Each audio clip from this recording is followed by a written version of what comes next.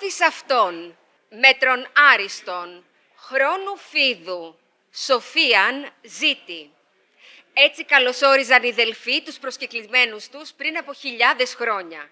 Από τον 6ο αιώνα π.Χ. τα δελφικά παραγγέλματα, ρήματα βραχαία αξιομνημόνευτα, εκάστο ηρημένα, τα οποία, όπως μας λέει ο Παυσανίας, ήταν χαραγμένα στον πρόναο του Απόλλωνος, προϋπαντούσαν τους Έλληνες και τους ξένους από όλη την οικουμένη, που επισκέπτονταν το μαντίο για να μάθουν τα μελούμενα. Αυτά τα δελφικά ρητά, που αναφέρονται ως ωφελήματα γεγραμμένα ανθρώπισες βίων, γράφτηκαν από κάποιους άνδρες, οι οποίοι θεωρούσαν οι Έλληνες ότι ήταν σοφοί. Έτσι ακριβώς μας λέει ο Παυσανίας στο έργο του «Ελλάδος περιήγησης». «Εγγράφει υπό ανδρών ους γενέστε σοφούς», λέγουν συνέλληνες. Σήμερα, στον ίδιο αυτόν τόπο, καλούμαστε να θέσουμε εκ νέου το ίδιο κατ' ουσίαν ερώτημα. Πώς αυτή η γλώσσα που υπήρξε φορέας σοφίας και τρόπος κατανόησης του κόσμου μπορεί να παραμείνει ζωντανή, ώστε να συνεχίσει να μιλά στο σύγχρονο άνθρωπο? Κυρίες και κύριοι, εκλεκτοί προσκεκλημένοι, σας καλωσορίζω για άλλη μια φορά στους Δελφούς, όπου ο λόγος ήταν τρόπος κατανόησης του κόσμου και η σοφία τρόπος κατανόησης του ίδιου μας του εαυτού. Είμαι η Ευγενία Μανολίδου, Διευθύντρια της Σχολής Αρχαίων Ελληνικών Ελληνική Αγωγή και στο πλαίσιο του 11ου Οικονομικού Φόρουμ των Δελφών και του 5ου κύκλου του Delphi Classics in Praxis συναντιόμαστε για να εξετάσουμε εκ νέου τη θέση των αρχαίων ελληνικών στο σύγχρονο κόσμο. Από την έναρξή του, το Classics in Praxis έχει επιδιώξει να εντάξει την κλασική παιδεία σε έναν ευρύτερο διεθνή διάλογο και να φέρει σε επαφή πανεπιστημιακούς και εκπαιδευτικούς με ανθρώπους από το χώρο της οικονομίας, της πολιτικής και της τεχνολογίας. Πριν ξεκινήσουμε, επιτρέψτε μου να εκφράσω τις θερμές μου ευχαριστίες προς την Οργανωτική Επιτροπή του Delphi Economic Forum και ιδιαιτέρως προς τον κύριο Σίμεον Τσομόκο και τους συνεργάτες του για τη διαρκή στήριξη και εμπιστοσύνη. Ευχαριστώ πολύ επίσης την PeopleCert για τη συμβολή της στη σημερινή διοργάνωση. Η εταιρεία PeopleCert δημιούργησε το 2021 την πρώτη διεθνή πιστοποίηση των αρχαίων ελληνικών στα επίπεδα Α1, Α2, Β1 και Β2, με χιλιάδες παιδιά να έχουν ήδη δώσει εξετάσεις και να έχουν λάβει την πιστοποίηση. Σήμερα θα συζητήσουμε το πώς οι κλασικές σπουδές μπορούν να ανταποκριθούν στις ανάγκες του παρόντος και να διαμορφώσουν το εκπαιδευτικό τοπίο του μέλλοντος, εστιάζοντας στη διδασκαλία της αρχαίας ελληνικής γλώσσας, στην ανανέωση της διδακτικής της, αλλά και στη διαχρονική της παρουσία, από την αρχαιότητα έως τη νεότερη ευρωπαϊκή σκέψη. Με ιδιαίτερη χαρά θα ήθελα να καλωσορίσω τις δύο πρώτες εκλεκτές προσκεκλημένες μας. Στο σημείο αυτό θα συνεχίσουμε τη συζήτησή μας στα αγγλικά. It is my great pleasure to welcome you both, our two distinguished first guests of today's session, who will open today's discussion. Eveline Brake, visiting lecturer and assistant professor at University College Dublin. Eveline Brake's work has made a significant contribution to the teaching of classics in primary and secondary education. And Helena Walters, classics teacher at Haileybury College, who teaches Latin and Greek through modern pedagogical methods. Thank you both for being here and welcome to Delphi. Please introduce yourself to our audience and tell us what first drew you to the classics. Professor. Thank you so much, Eugenia, for that beautiful introduction, and thank you for the invitation to speak at the navel of the world. What an amazing place to speak about classics in praxis. Gosh, well, I was crazy about myths from the moment I could read, and when I was 12, I started learning ancient Greek. It was a very young age to learn it, and I thought the letters were just so beautiful, so I fell in love with Greek, and it's a love that has never left me, really, so I love teaching it to all ages since then. Okay, beautiful. And Miss Walters, how about you? You're very young, and you are, one representative of the younger generation that wanted to learn ancient Greek. And what drew you to the classics? It's just so fascinating. It's such a wonderful cultural heritage that you have, and the chance to read in the original language these amazing texts and stories, and to unlock that world is really what drew me to it. But you also teach to young Yes. children. Yeah, so I teach at secondary school in the UK, so I teach from 12 years old to 18 years old, the full range. Wonderful. Professor, your latest book on myth, recently recognized with the prestigious Homerus Prize, talks about how ancient stories continue to affect us and the way we understand today's world. Why do you think myth still speaks to us, and especially during these times of uncertainty, how can myth benefit our life and even our soul? Yes, so my book really chimes with the theme of the forum, the shock of the new. Humans are storytellers, and so in times of uncertainty, we go looking for stories that give us comfort and understanding. It's so difficult what we're going through. These times are unprecedented, and what I've noticed is that in the discussions about technological acceleration, about climate change, about leadership, all of the discussions go back to ancient myths about the Trojan horse, about all of the Greek heroes. So I'll just give one example. So in the discussion about AI, which is of course at the forefront also of the forum, we see that the figure of Talos comes back again and again. Now your wonderful pupils discussed this already, or they gave the text of it at the opening of the forum already. So we find Talos apps, we find Talos networks, we find Talos everywhere in the names of companies. So this was the bronze giant that walked around Crete and that threw rocks at ships that came too near, but he had been made. He was a machine that had been made by Hephaestus, but he was also alive. So some people call him the first cyborg.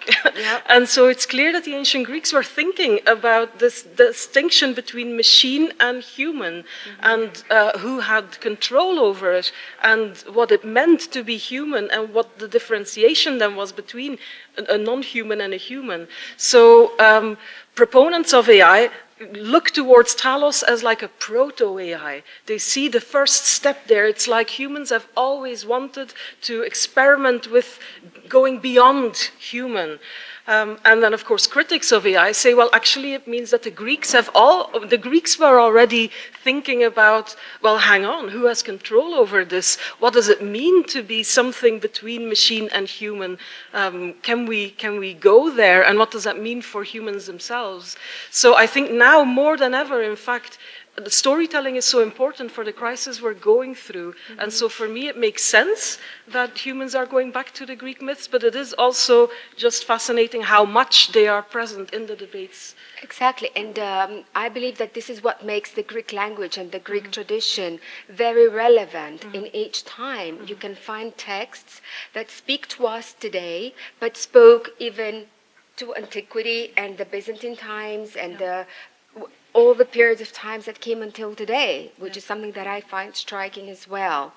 And you, Miss Walter, do you teach mythology to your students? Of course we do. That's what they love. That's what the children love. That's what brings them to classical Greek. So yes, we teach them mythology. We teach them the myths they want to know, that they know already, and then we can take them into the language using that. How do they know them already? I think it's part of our cultural fibre, right? You almost don't realise that you get taught to even young children.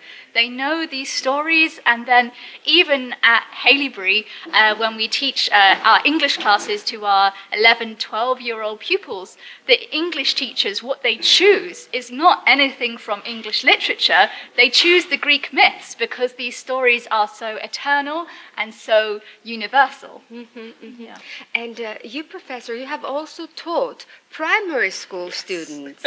Can you tell us about this experience with ancient Greek and Latin? But we can just narrow it down to ancient Greek for today's session. Yes, of course. So normally only secondary school students get access to ancient Greek, unless through a project also such as yours in Nikiagogi. About 15 years ago, I felt that more young people should get access to ancient languages. So as I'm a classicist, I included Latin in that as well. But since I started working at Ghent University in Belgium, I worked specifically on ancient Greek. So I started a project called Ancient Ancient Greek's Young Heroes. And so we worked with children from socioeconomically deprived backgrounds, so in the Flemish region, and they would normally have no access to Ancient Greek because you need to have studied Latin first, and then you can go on to do Ancient Greek. And so it's very exclusive. Very few children get access to it. But I love it so much because I found so much joy in it when I was young. So I feel that as many children should have access to it as possible because it also broadens your world and it has socioeconomic advantages. So I started training university students to teach Ancient Greek at primary school, similarly to how you do it, in a very playful method. We do plays, they dress up, they do crafts, and they learn the alphabet first, because obviously they don't know that yet, and especially they learn through the myths. Mm-hmm. It's the stories that are so significant for them, especially at primary school age, because children love stories then. They love the stories of the Trojan horse, of the Minotaur, etc. So we engage with them, and the effects are amazing. The children absolutely love the project. Children who maybe weren't the strongest at reading, for example, they improve. And what I've heard from the head teacher, for example, of one of the schools, was that 2 years later, when they're in secondary school, the children are still talking about learning Ancient Greek at primary school. So it has such benefits. But your book, which I love, Thank you. Classics at Primary School, a tool for social justice. How do you believe that by teaching classics at such a young age can function as a tool for social justice? How did you think about this idea? What did you see in the teaching of the classics that made you believe that this can help in their development, in the children's development, not only in their education? Yeah, well, I think we give such a high status to Latin as well and Ancient Greek as a society. It's still considered something for mostly the linguistically strongest students.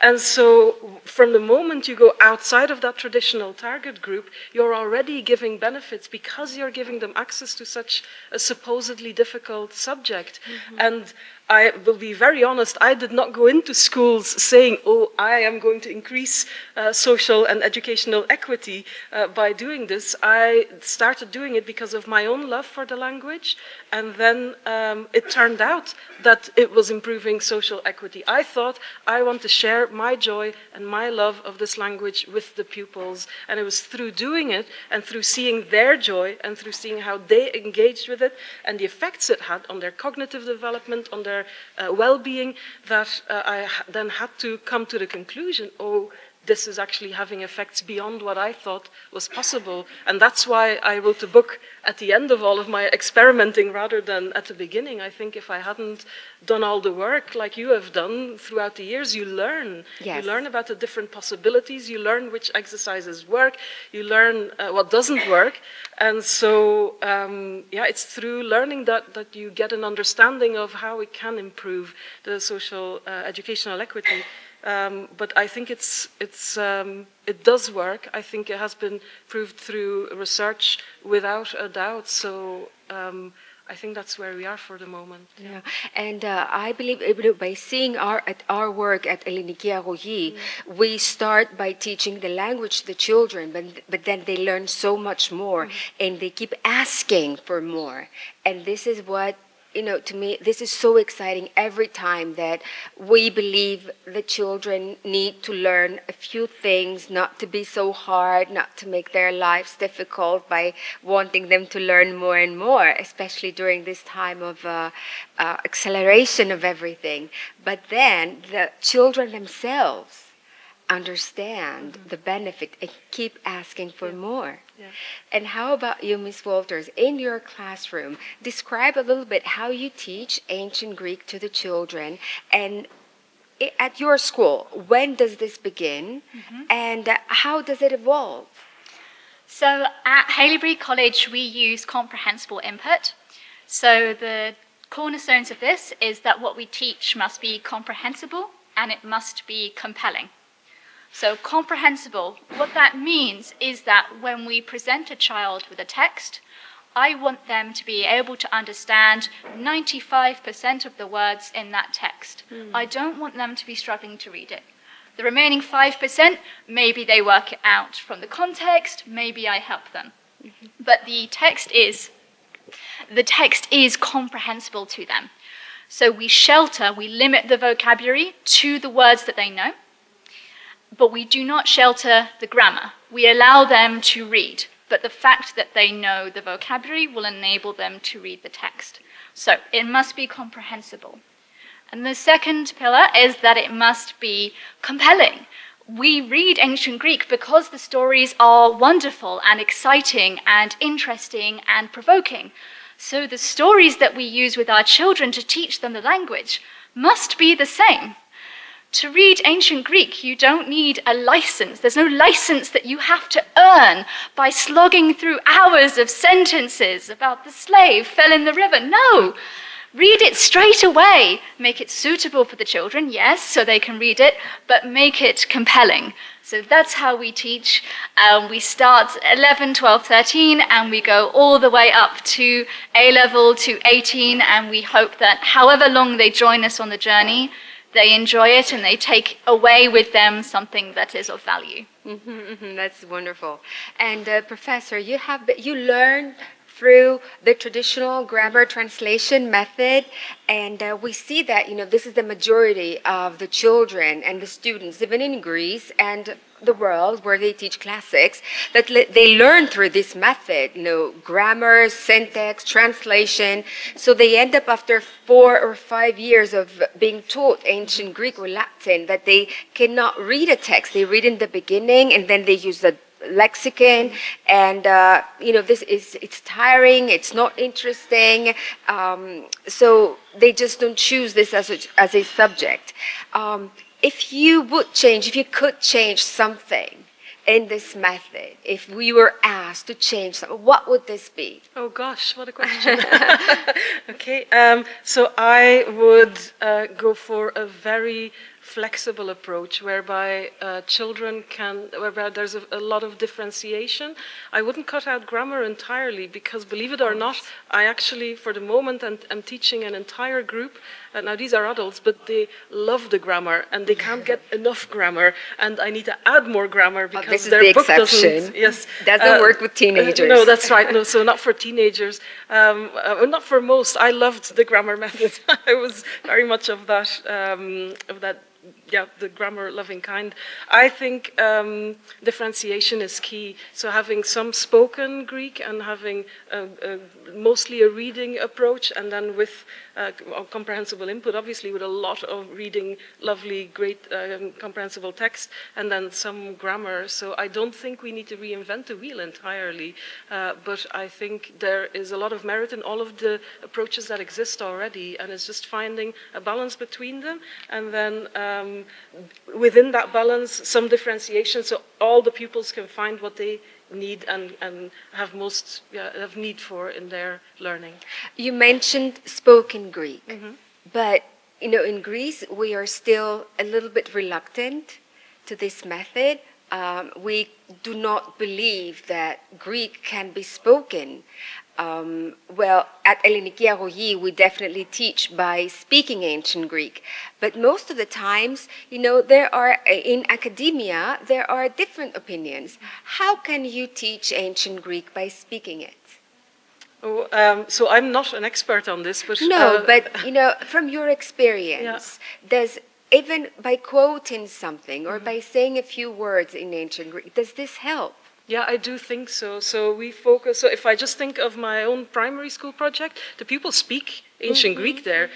They have plays in ancient Greek. What we normally do is we start by using Dutch or English as their first language, and then they themselves can add as much Greek as they can. So they have word lists, and they have the lists of the vocabulary and the sentences that they have, and they themselves can add it. And so it's very much differentiated for every pupil, because pupils who fly with it can use as much Greek. They use entire Greek sentences in the plays. So we've had amazing sentences where they all dress up as Odysseus and the Cyclops and sheep.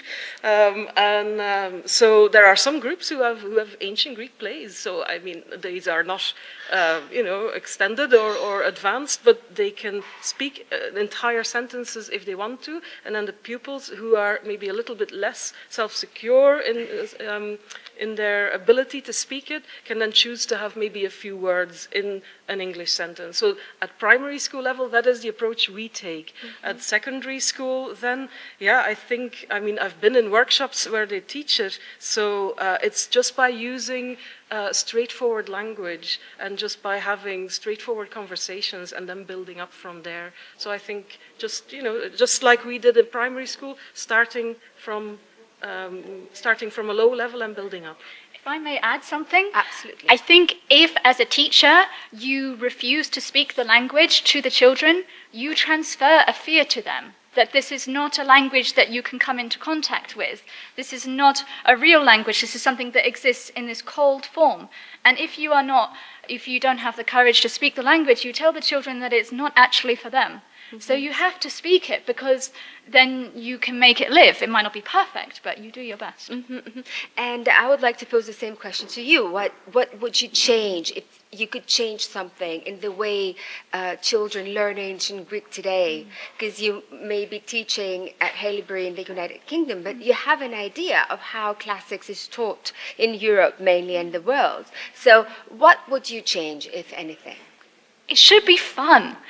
Like, ancient Greek should be joyful. Our lessons should be joyful. That doesn't mean you take away rigor, you make it too easy. No, it's just we have fun in the classroom. We read interesting things. We have conversations. The pupils see success and progress, and they feel joy and pride in themselves. So if we teach in this way, of course you're going to want to keep reading, because you can get to this material and you can do it. So we need to remember that this is for the joy of it, and make sure that our teaching reflects that, not reflects our worries about what it should look like and precision. I agree with you. Yes, we have to teach grammar, but we read the text first, and then we can talk about the grammar if we need to. We don't go grammar first, because there are some of us who love grammar, and many teachers, we have survived this process because we did enjoy the grammar. And so there's room for that. But we need to remember that that's not for everyone. Our teaching needs to be open to everyone. So yes, we have grammar, but we have joy first and foremost. So my final question would be, there are young people that still believe that ancient Greek is something outdated. It's something for the past. It's for the museum. We do not really need it. What would you say to these students, Professor? Well, I think they would probably be interested enough in all of the myths and the stories anyway. So I would tell them that getting access to the language will help them get access to the beautiful stories and to a sense of reflection about those stories and about what it means to be a human in the 21st century as well. But these stories, in the era of artificial intelligence, what do they have to tell us? Why do we need myth in today's world?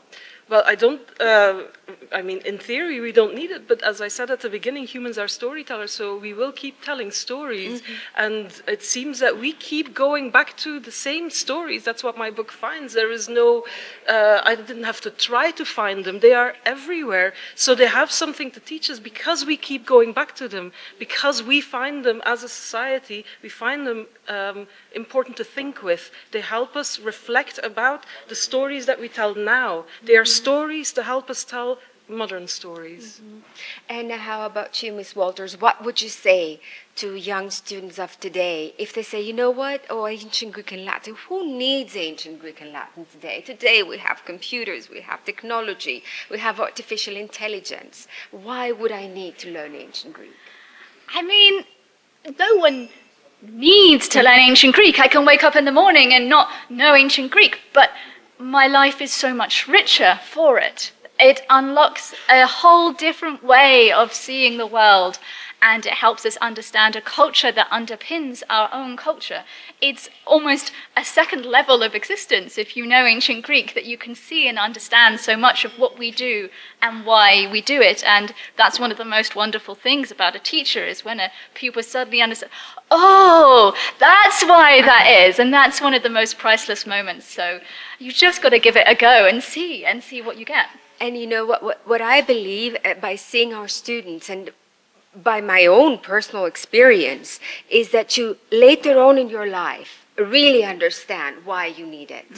So it's like trying to give as much as you can to the students, and you may or may not have your own children, but by being a teacher, you feel like, the whole classroom is your own children. So you want to equip them with the best possible material, with the best possible tools to navigate the future. And the good use of the language, the good use of thought, because language, logos, is absolutely connected to your thought. So by speaking well, you're able to make good, nice, solid thoughts. Your thinking develops, your critical thinking develops more. And it's something that we really need in this in this era of artificial intelligence. So we need to equip our children with as many tools as possible, language being the first, in my opinion, and then everything else, because the times that are coming are very ambiguous, don't you think? Yeah, absolutely. So thank you so much for being here today. Thank you so much. Σας ευχαριστώ πάρα πολύ, κυρίες και κύριοι. Παρακαλώ μείνετε κοντά μας, όπως υποδεχόμαστε τον δεύτερο προσκεκλημένο μας, ο οποίος θα μας μιλήσει για την παρουσία της ελληνικής γλώσσας στην Ευρώπη της αναγέννησης και για τον ρόλο στη μετάδοση της κλασικής παιδείας και για κάτι πάρα πολύ αγαπημένο, για τη συνέχεια της ελληνικής γλώσσας. Σας ευχαριστώ πάρα πολύ. Μείνετε κοντά μας. Συνεχίζουμε αμέσως.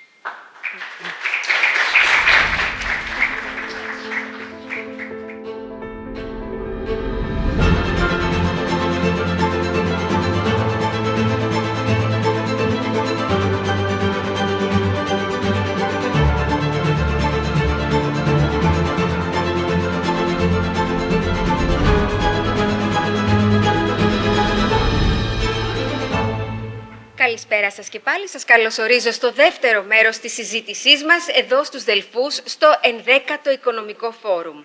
Σε αυτό το ημίωρο θα επικεντρωθούμε στη διαχρονική παρουσία της ελληνικής γλώσσας στην Ευρώπη και στο ρόλο της στη διαμόρφωση της πνευματικής παράδοσης. Ας μην ξεχνάμε ότι ένας από τους βασικότερους λόγους αυτής της διαχρονικότητας είναι η πλαστικότητα και η αντοχή της ελληνικής γλώσσας μέσα στο χρόνο. Από την ομηρική και την κλασική εποχή, στα ελληνιστικά χρόνια, τη ρωμαϊκή περίοδο, το χριστιανισμό και το Βυζάντιο, έως και τις νεότερες μορφές της, η ελληνική γλώσσα διατηρεί μια εντυπωσιακή συνέχεια και εξακολουθεί να εμπνέει και να παράγει νέες έννοιες, ακόμη και όρους τεχνολογίας και καινοτομίας. Ακούμε για παράδειγμα τελευταία όρους όπως android, anthropic και πολλές άλλες που χρησιμοποιούμε στον καθημερινό μας λόγο, οι οποίες όμως προέρχονται από αρχαίες λέξεις. Οι ρίζες τους πηγαίνουν πίσω στην αρχαιότητα. Αυτό όμως που παρουσιάζει ιδιαίτερο ενδιαφέρον είναι ότι όχι μόνον λέξεις και ρητά, αλλά και λαϊκές εκφράσεις και παροιμίες έχουν επιβιώσει στους αιώνες. Θα μπορούσε κανείς να φανταστεί ότι φράσεις όπως «κοντός ψαλμός αλληλούια» ή «απ' τα Γκάθη βγαίνει Ρόδο και απ' το Ρόδο βγαίνει Αγκάθη» ήταν ήδη γνωστές από τον 16ο αιώνα. Για αυτή τη συνέχεια θα συζητήσουμε σήμερα και έχουμε κοντά μας τον καθηγητή Χαν Λάμερς, καθηγητή στο Πανεπιστήμιο του Όσλο, ο οποίος μελετά τη χρήση και την πρόσληψη της ελληνικής γλώσσας στη Δύση, ιδίως κατά την περίοδο της αναγέννησης. We will now continue in English. Professor, welcome to Delphi. Please introduce yourself briefly to our audience and tell us your main research interests. Thank you so much for your invitation, and thank you so much for inviting me here in this wonderful site of Delphi, which I first visited with my parents when I was around 12, I think, and I was instantly fascinated by ancient Greek culture. As you mentioned, I'm professor of classics at the University of Oslo and currently also director of the Norwegian Institute in Rome. And I'm interested in the many ways in which the classical heritage has been transmitted, understood, and used after antiquity, especially from the Middle Ages up to the modern period. Specifically, I'm interested in the cultural history of ancient Greek and Latin. So how and why were these languages used after antiquity in a period where these languages have ceased to have native speakers?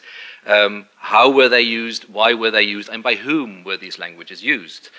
In other words, I'm interested to explore how classical Greek has shaped thought and continues to shape thought and how people articulate their thoughts and experiences. Questions I've addressed in my research are, for example, why would people in the 15th and 16th century, with so many challenges to address, bother to learn ancient Greek in the Italian city-states, for example? Why would a Dutch schoolboy, far away from the Greek lands in the 17th century, compose a poem in Homeric hexameters? These kinds of questions really interest me, and I try to explore them in my research. Beautiful. You will tell us all about this. But first of all, I was fascinated, and this is how I first heard about your work, with your discovery of a significant body of Greek proverbs from the 16th century. Could you please tell us about this material and what it shows about the continuity of the Greek language? And for our guests, you have in front of you a handout with some of the proverbs that have been discovered in the manuscript of the 16th century of Hermodoros Regios. You will find many proverbs that we still use in modern Greek, and it's really fascinating. So please tell us about this discovery and about how you see the continuity of the Greek language through this body of proverbs that you recently discovered. Yeah, thank you for giving me the opportunity to talk about this. This is actually a very interesting collection of early modern Greek proverbs, some of which, if I understand well, are still used by Greeks today. Many of them. Many of them, actually. Before we made this discovery in the library of Orléans in France, only 30 of these proverbs had been published before. But these proverbs that we found, 120 of them, so 90 more than we had a record of, were collected by, as you mentioned, Hermodoros Regius at the beginning of the 17th century. Now, Hermodoros Regius was a Greek from the Aegean Islands. We do not exactly know where he came from. Who was educated in Rome at a Greek college there and was traveling through the Aegean afterwards, probably to do the work of priest. During this period, he collected proverbs as he traveled around the Aegean and noted them down in this collection. And as I mentioned, through various interesting routes, these proverbs ended up in France, and from there were sent to different scholars, mainly in France, in different portions, so sometimes 30, sometimes 60, but never, as far as we know, the full collection, until we found this manuscript in Orléans with 120 of them. I can tell you how that went if you want. Yes, please do. Please do. And I'm very interested in learning, why were they considered important? Yes. They were not ancient Greek texts. No, exactly. Why were they considered important? And this is an interesting point that also emerged from our research. So after we decided to go further with these proverbs, because we discovered that 90 of them had not been registered within You in this and the collection. other professor? Yes, so together with my colleague Toon van Hal, who is a professor of Greek linguistics at the University of Leuven and the University of Oslo.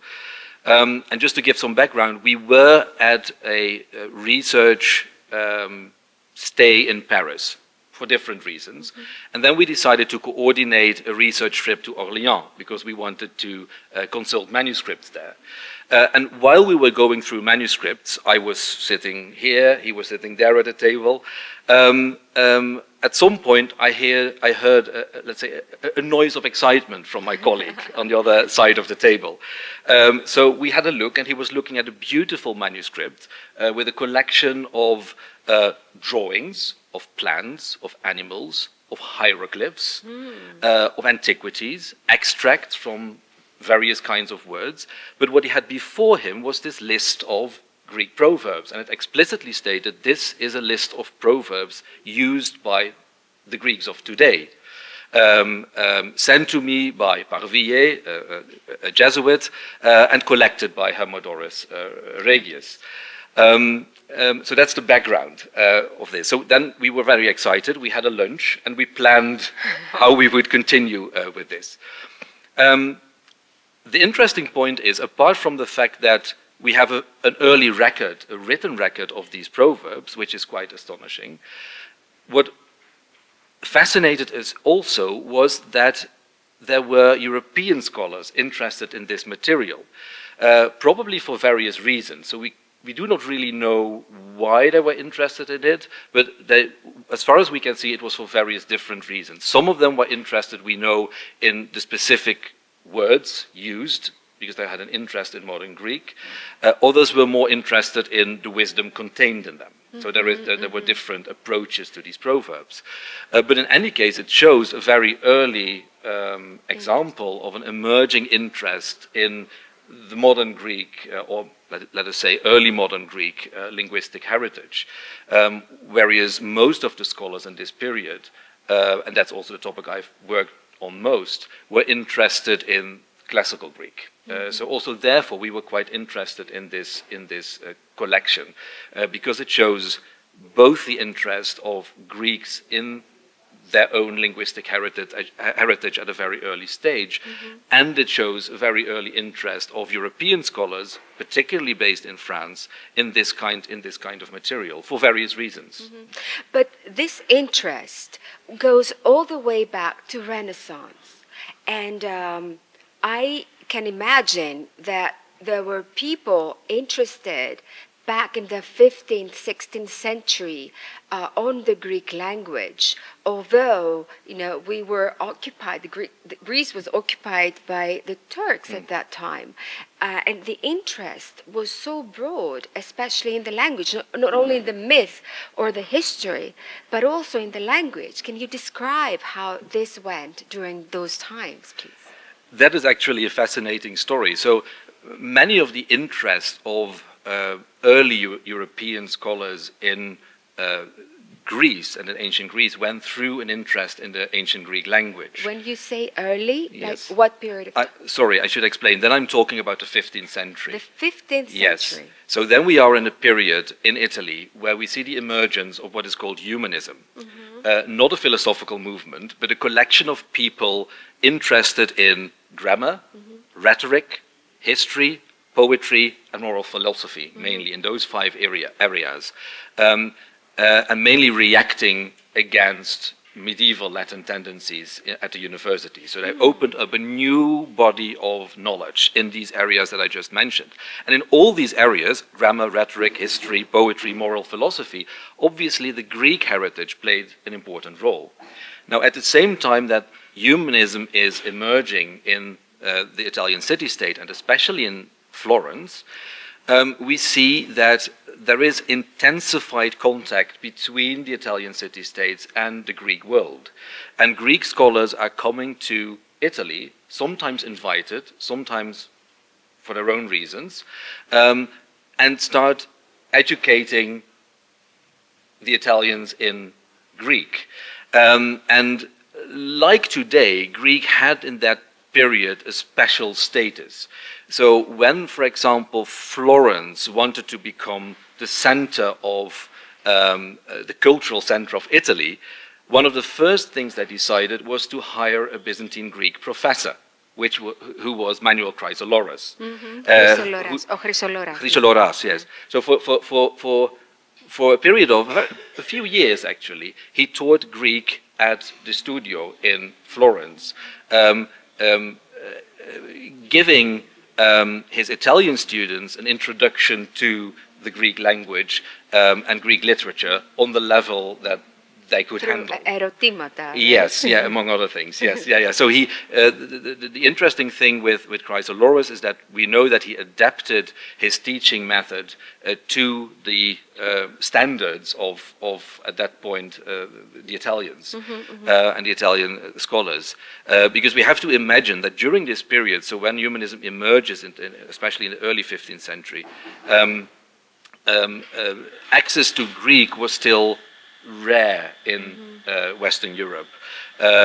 So during the Middle Ages, we see a kind of decline of Greek studies and knowledge of Greek. Greek texts disappear, knowledge of Greek grammar disappears. There were some Latin translations that continued circulating, but the direct access to the Greek language, exactly that point that the humanists emphasized so much, the direct access to the language was more or less lost, with some very rare and local exceptions. But the humanists wanted to access Greek literature more profoundly through a reading of the Greek sources, which they called ad fontes, right? Back to the sources. That was the main point of their movement, you could say. And this started right after the fall of Constantinople? Already a bit before. So Chrysolorus already arrives in Florence at the end of the 14th century actually. But of course, this interaction intensifies with the advance of the Ottoman Turks and eventually the fall of Constantinople. Then also, let's say the Greek presence in Italy becomes even more important for the transmission of Greek knowledge, because humanists could not travel that easily to the Greek lands as they did sometimes before. So we know, for example, that a true Philhellenist of the first generation, Francesco Filelfo, he spent time in Constantinople learning Greek and taking that knowledge with him when he returned to Italy. But not everybody could afford that kind of travel, of course, so it was quite important that there were Greeks and Greek scholars in Florence, in Rome, in Venice, and other places in Italy. And I believe that the interest was so high, especially during the 17th, 18th century, that in many countries in Europe, they were trying, scholars were trying to relate their own language to the Greek language somehow, even using some words or the foundation of the words, the roots of the words. Well, this is an interesting story because indeed Greek became, and knowledge of Greek became entangled in ongoing debates, not only in Italy but in Europe, especially in the course of the 16th century. There were many debates going on, but one of the debates going on in this period was the use of the vernacular or native languages, French, German, Dutch, as means of literary expression, in addition or sometimes on the expense of Latin and Italian. And during this period, scholars try to, writers try to, let's say, ennoble their language or promote their language by connecting their language with ancient Greek. And this is, of course, before Indo-European linguistics. This is before linguistic science fully develops. So they had, let's say, their own methods of connecting ancient Greek with their own languages, which, by the way, were had roots in ancient practices of etymology, but were, let's say, not scientific in the modern sense of the word.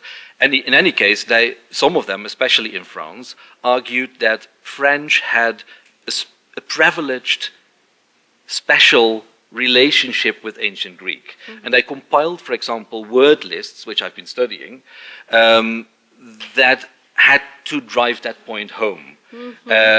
Lists with French words with their supposed Greek equivalents. To us, this seems fanciful, but for them it was a serious attempt to connect their mother language, their mother tongue, with a language that was older than Latin and could compete with Latin, which then, of course, still was the main means of expression, both in literature and in scholarship and science. So for them, the Greek language became a means of emancipating their own languages from the dominance of Latin and other cultural languages like Italian, for example. Yeah. And they are very often quite explicit about it, and they also quarrel about which language is more Greek. So there is a debate, for example, between a French scholar and a Dutch scholar, each arguing for the Greekness of their own language, and they're competing for Greekness, basically. That is very interesting, because it's during that period of time that Philhellenism also emerges, and this phenomenon that began from art, but then went on through the language and the reading of texts, and this is what kept the light on for the liberation afterward, which I believe led to the liberation, to the helping of the liberation of the Greek people. Yes, in the 15th and 16th century, you see that this label Philhellene was especially applied to those who were very conversant or very fluent in ancient Greek. So it was very much a linguistic. Oh, was it? I didn't Yes, know that. very much a Oh, linguistic okay. concept. So you could become even a Hellene, as they would Yes. say, not just a Philhellene, but a Hellene by mastering. By being educated as the Greeks. Yes, like, yes. So some of the Greeks who were in Italy in the 15th and 16th century would confer this label of honor, let's say, to their Italian peers if they found that they were very fluent in the language. But it was mainly a linguistic recognition, as it were, a recognition of linguistic mastery. This is very interesting because, as you mentioned before, it was there was a decline in the learning of Greek language around the Middle Ages, and then it went back. And I feel that many years ago there was also a decline started again in the classical studies, but now we see again a growing interest. Do you think that these modern times offer the ground of a much more increased interest in the humanities and the classics from your point of view, your university, your experience? Because this is what I believe, this is what I see, but I would like to hear your perspective. Well, I think there are people way more competent than I am to talk about this, but I think that it's in a way it's quite natural, I think, for us to be interested in the humanities, and not least the historical humanities, because we are interested in our history and our language. So in that sense, perhaps we shouldn't be surprised that we have an interest not only in our own history and language, but also in the history of the ancient Greeks and the Romans. At the same time, also, I think it's important that humanities studies give us the tools not just to understand ourselves in a very Delphic way, you could say, but also to understand other traditions and other cultures and the people who carry them. So I think this is a kind of double value of the humanities, that they help us understand our own place in the world from a historical and longue durée perspective. On the one hand, and on the other hand, they help us to give us the tools to understand other traditions, other languages, and the persons that carry them forward. And being at an economic forum, how does the classics help us understand politics, the economy, these modern fields? How can classic give us a solid background to understand the rest of the world, what is happening now? Well, as a historian, a cultural historian of classical languages, I can give you a historical answer to that. Okay, please do. Which might inspire some in the audience. So if we go briefly back to the 15th and 16th century, we see that people outside of scholarship and academia, princes, leaders of various kinds, were interested in the classical heritage and in ancient Greek, not least for various reasons. They were interested to see examples of good leadership, for example, how to address the capricities of history, and other things that are more, let's say, practical. So that's quite an important aspect of it, I think. Also, as you mentioned earlier, at least many humanists believed firmly that sharpening and honing your language skills and being able to express yourself well and rhetorically also had an impact on how you thought. So this connection between thinking and speaking was one of the tenets of humanism. Whatever we feel about that today, but that was definitely something that humanists would have promoted. As for today, I've tried to answer this as a historian. As for today, I think it's quite important for us in the humanities and us more generally interested in historical and linguistic subjects, not to be too much on the defensive about the value of the humanities and languages, including classical Greek. I think we see very good signs of interest, both formal and informal, in antiquity and in classical Greece. I also think that studying classical Greek is quite a good package deal in a way. You get the language, you get the literature associated with it, you get the mythology, the philosophy that comes with it. So it's quite a good deal to study this language, I think. But as I said, I think that we should not be too defensive and that we should really push forward with a coalition of the willing. Those with an interest in classical Greek and the humanities more generally should join and push the agenda, as you have been doing, for example. So I think that's especially important. We cannot convince people we cannot convince. Absolutely. And I think we should seize the momentum to create this coalition of those who see the joyful aspects of learning at first sight difficult ancient languages. I think that's quite important. And I would like to finish with a final question that I posed also before.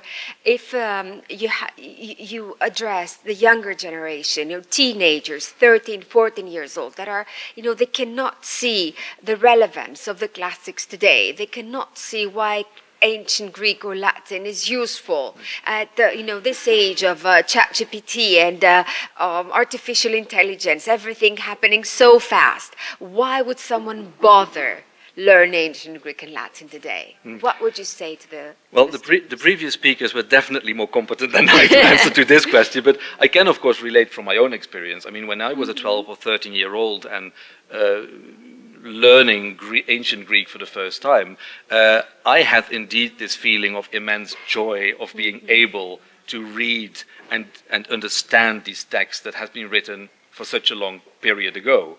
And of course, gradually you understand, as I said, that this is a kind of package deal, that so much comes with the language that helps you in so many aspects. Critical reading skills, slow reading, engaging profoundly with something. And I think actually that's quite, maybe I'm now not talking to 13 or 14 years old, but I think it's quite important in this period especially that we have a kind of antidote to the quick memes, the quick messages, the texts that easily pass and go away and vanish into nothing, and that we really situate ourselves or reconnect ourselves through slow reading, through conscious engagement with ancient texts, reconnect ourselves with a longer tradition and understand that the present is embedded in much longer traditions than we sometimes may think it is. And I think that even if 13 or 14 years old would not understand that now, probably they will when they are 40. Yes, I think. So that's what I believe too. We need to teach children as much as we can, like parents, because I really believe that a teacher is a parent and the parent should be a teacher to the child, and we need to equip them with tools for their life, which they may not understand in the beginning. Of course, they don't understand where they have to eat fruit and vegetables. It's the same thing. You try, to nourish them with this wonderful information that they will understand its value in the coming years. So thank you, Professor, very much for this wonderful discussion. Βλέπουμε λοιπόν ότι η ελληνική γλώσσα παρουσιάζει διαρκές ενδιαφέρον για τους ξένους ερευνητές σε όλες τις φάσεις της ιστορικής της διαδρομής, ως ένας ενιαίος άξονας σκέψης που διατρέχει το χρόνο. Πώς διαμορφώθηκε όμως αυτή η σημασία? Πώς ήδη από την αρχαιότητα η ελληνική γλώσσα κατέκτησε μια τέτοια θέση ώστε να θεωρείται απαραίτητη για τη μόρφωση? Γνωρίζουμε, για παράδειγμα, ότι οι Ρωμαίοι μάθαιναν συστηματικά ελληνικά παρά το γεγονός ότι είχαν ήδη κατακτήσει τον ελληνικό κόσμο.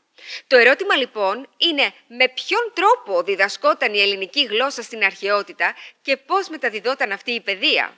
Η επόμενη προσκεκλημένη μας, η διακεκριμένη καθηγήτρια αρχαίων ελληνικών Eleanor Dickey, έχει μελετήσει σε βάθος αυτό το ζήτημα και θα μας παρουσιάσει τον τρόπο με τον οποίο διδασκόταν η ελληνική γλώσσα στην αρχαιότητα και τι μπορούμε να αντλήσουμε ακόμα και σήμερα από τη γνώση των αρχαίων προγόνων μας.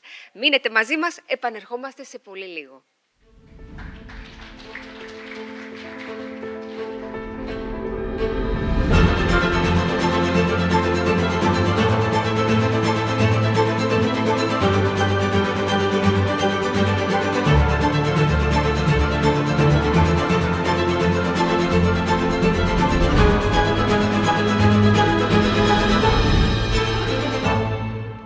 Χαίρετε και υγιένετε. Πλήστας χάριτας ομολογώτε και επίσταμε. Χάριν είδα το των Δελφών ιδρύματι και το δεσπότη αυτού και φυσικό το λόγο απάσες και απάσεις της παρούσι και της παρούσες σήμερον ενθάδε. Το εμόν όνομα εστιν Ευγενία Μανολίδου, ηγούμε δε της Σχολής Αρχαίων Ελληνικών Ελληνική Αγωγή, διδακτηρίου τινός εν Αθήνες, ο ήδη έτη 2 και 30 την αρχαίαν ελληνικήν γλώτταν της πεσί και της νέης και της ενηλικία γεγονόση προάγει. Εν το ημετέρω διδακτηρίο συνεστάθη μέθοδος της ή τι των αρχαίων φωνήν ως ζώσαν προσεγγίζει, ώστε το πλήθη των λέξεων χρήστε ή να βοηθήσει ημίν και τις ημετέρεις μαθητές προς την αμήνο της γλώτης γνώσιν. Χαίρετε, Professor Dickey. Είναι μεγάλη μου τιμή σήμερα να συζητώ με την καθηγήτρια Eleanor Dickey. Η Eleanor Dickey είναι καθηγήτρια κλασικών σπουδών στο Πανεπιστήμιο του Reading και Fellow of the British Academy. Είναι διεθνώς αναγνωρισμένη για τη συμβολή της στη μελέτη της αρχαίας ελληνικής και λατινικής γλώσσας, καθώς και της αρχαίας γλωσσικής εκπαίδευσης. Η έρευνά της επικεντρώνεται στην κοινωνιογλωσσολογία των κλασικών γλωσσών, στην ιστορία της γραμματικής και της υπομνηματικής παράδοσης, καθώς και στην έκδοση και ανάλυση των κολόκουια του έργου «Ερμηνεύματα ψευδοδοσιθεάνεα», ενός σώματος δίγλωσσων σχολικών κειμένων που παρέχουν άμεσες μαρτυρίες για τις πρακτικές εκμάθησης της ελληνικής γλώσσας από λατινοφόνους μαθητές.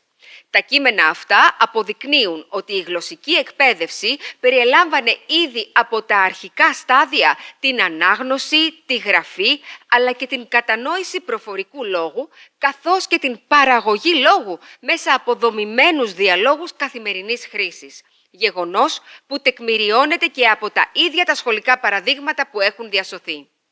Η συμβολή της Eleanor Dickey συνίσταται στην αναθεώρηση της εικόνας που διαθέτουμε για τον τρόπο της διδασκαλίας των αρχαίων ελληνικών και έχει ανοίξει διεθνώς εκ νέου τη συζήτηση για το πώς μπορούμε να προσεγγίσουμε σήμερα τη διδασκαλία των κλασικών γλωσσών.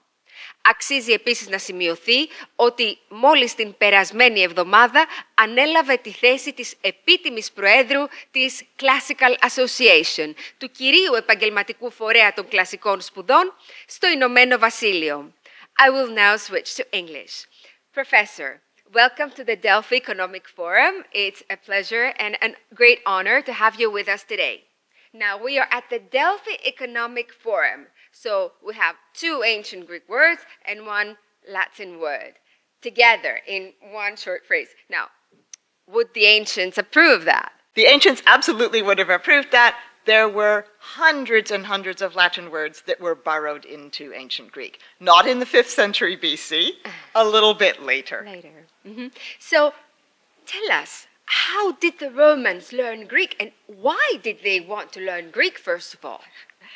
So, in a sense, there's a very simple answer to the second question, which is the Romans learned Greek because everybody else was learning Greek, and they didn't want to be the only barbarians around the Mediterranean. But of course, that just raises more questions. So why was everybody else learning Greek? Why did they feel they would be the only barbarians if they didn't? And that's got a kind of longer answer, because it doesn't really have to do with Greek in Greece. Because in Greece, Greek was normally spoken by people whose parents had been Greek.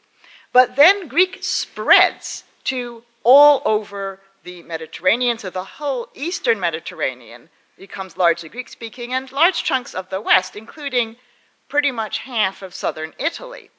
So you get this happening not just because Greek speakers move from Greece to these areas. They do move from Greece to these areas. But to a much larger extent, you get people in these areas who have Greek neighbors deciding that they want to be Greeks too.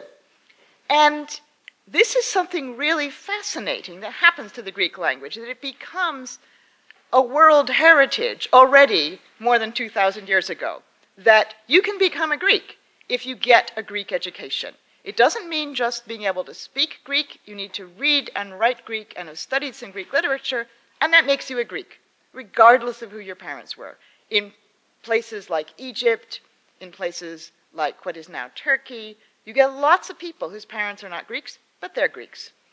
And as that kind of spreads, you get the entire upper class, pretty much, in a lot of these areas, becoming Greeks, because of course, school is not free. You have to pay to get your Greek education. So it is the richer parents who are making the choice to send their children to get this Greek education. And when you have a situation like this, then when the Romans come along and the Romans start expanding and conquering Greek speakers, and of course the first Greek speakers they conquer are the ones in Italy, and the Romans don't accept this paradigm of everybody who's anybody speaks Greek. They say, no, we're the Romans, and we're bigger than you are, we are stronger than you are, we can kill you, and we're going to conquer you. And they do conquer them. And they think that's going to be the end of it, but it's not the end of it, because the Greek speakers in Italy say, yeah, okay, you have longer swords than we do. You're barbarians with longer swords than us, but you're still barbarians because you don't have a Greek education.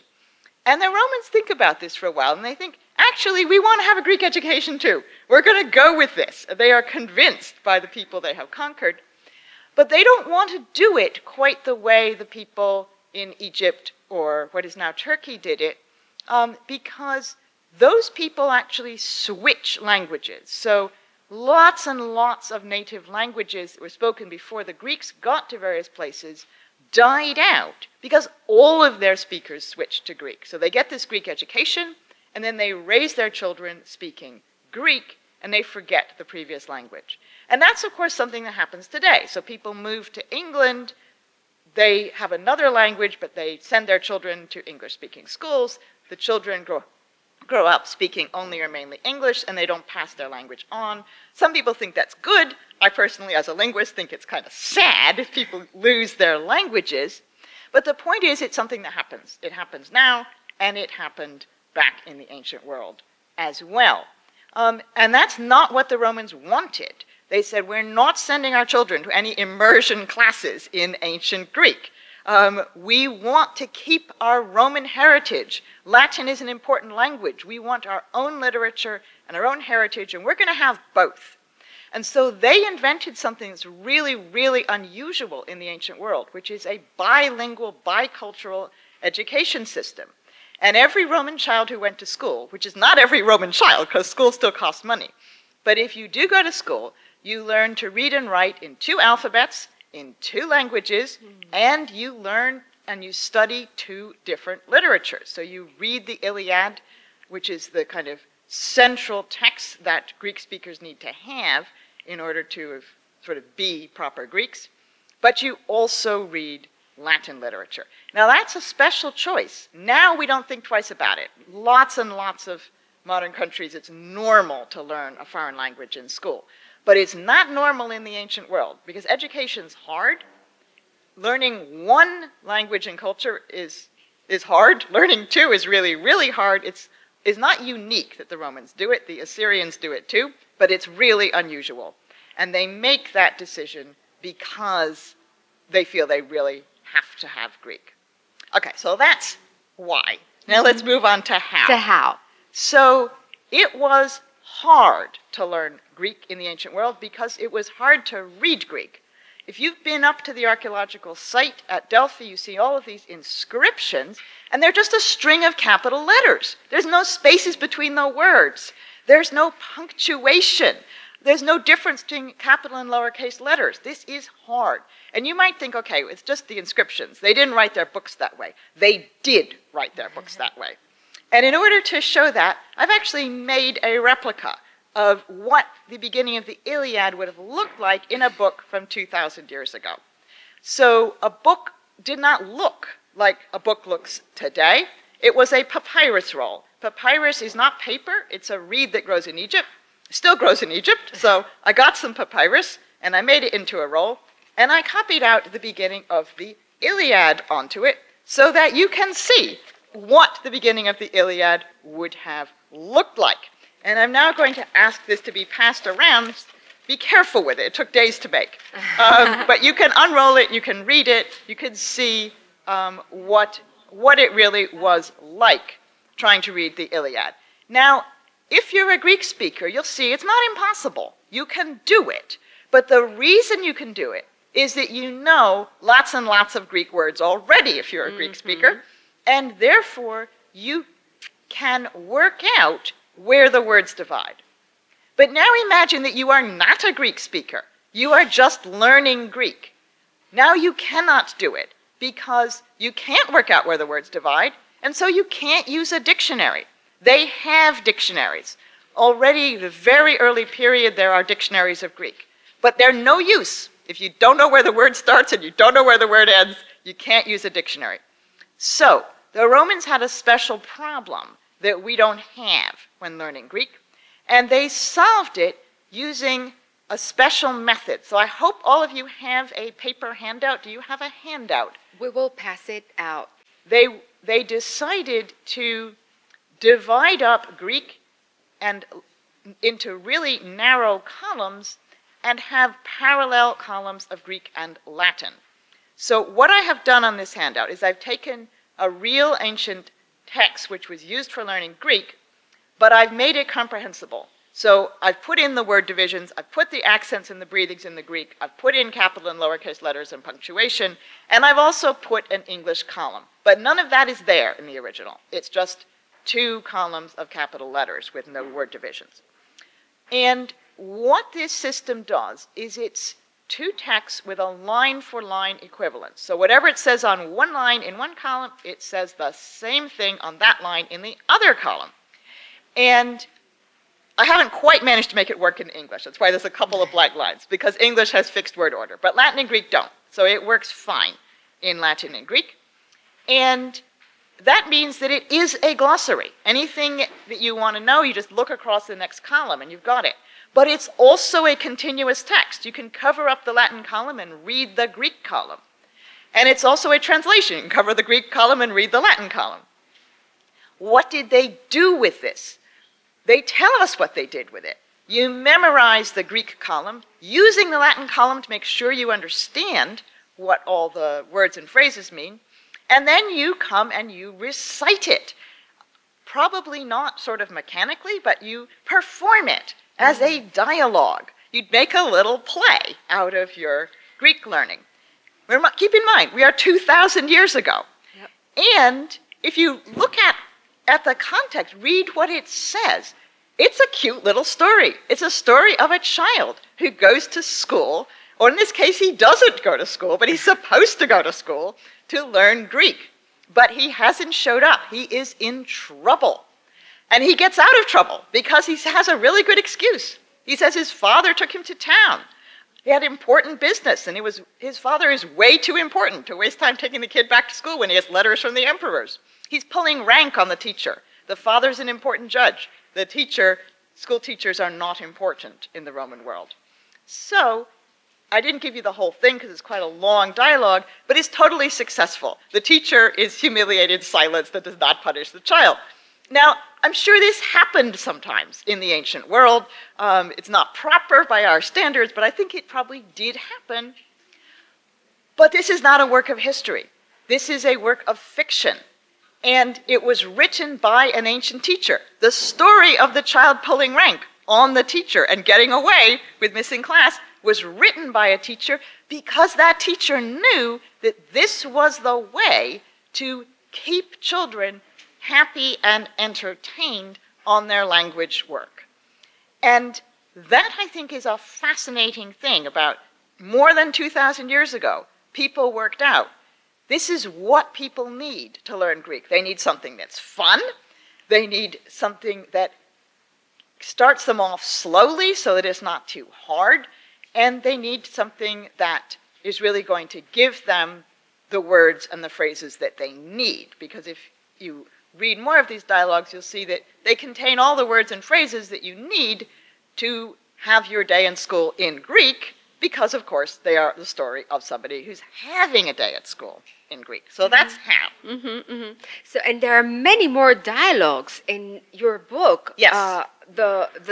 All the research of the colloquia, there are many more dialogues like this, Yes. which shows us the way that the Romans actually learned ancient Greek through everyday dialogues, and then this developed and ended up into the ability of the student being able to read an ancient text.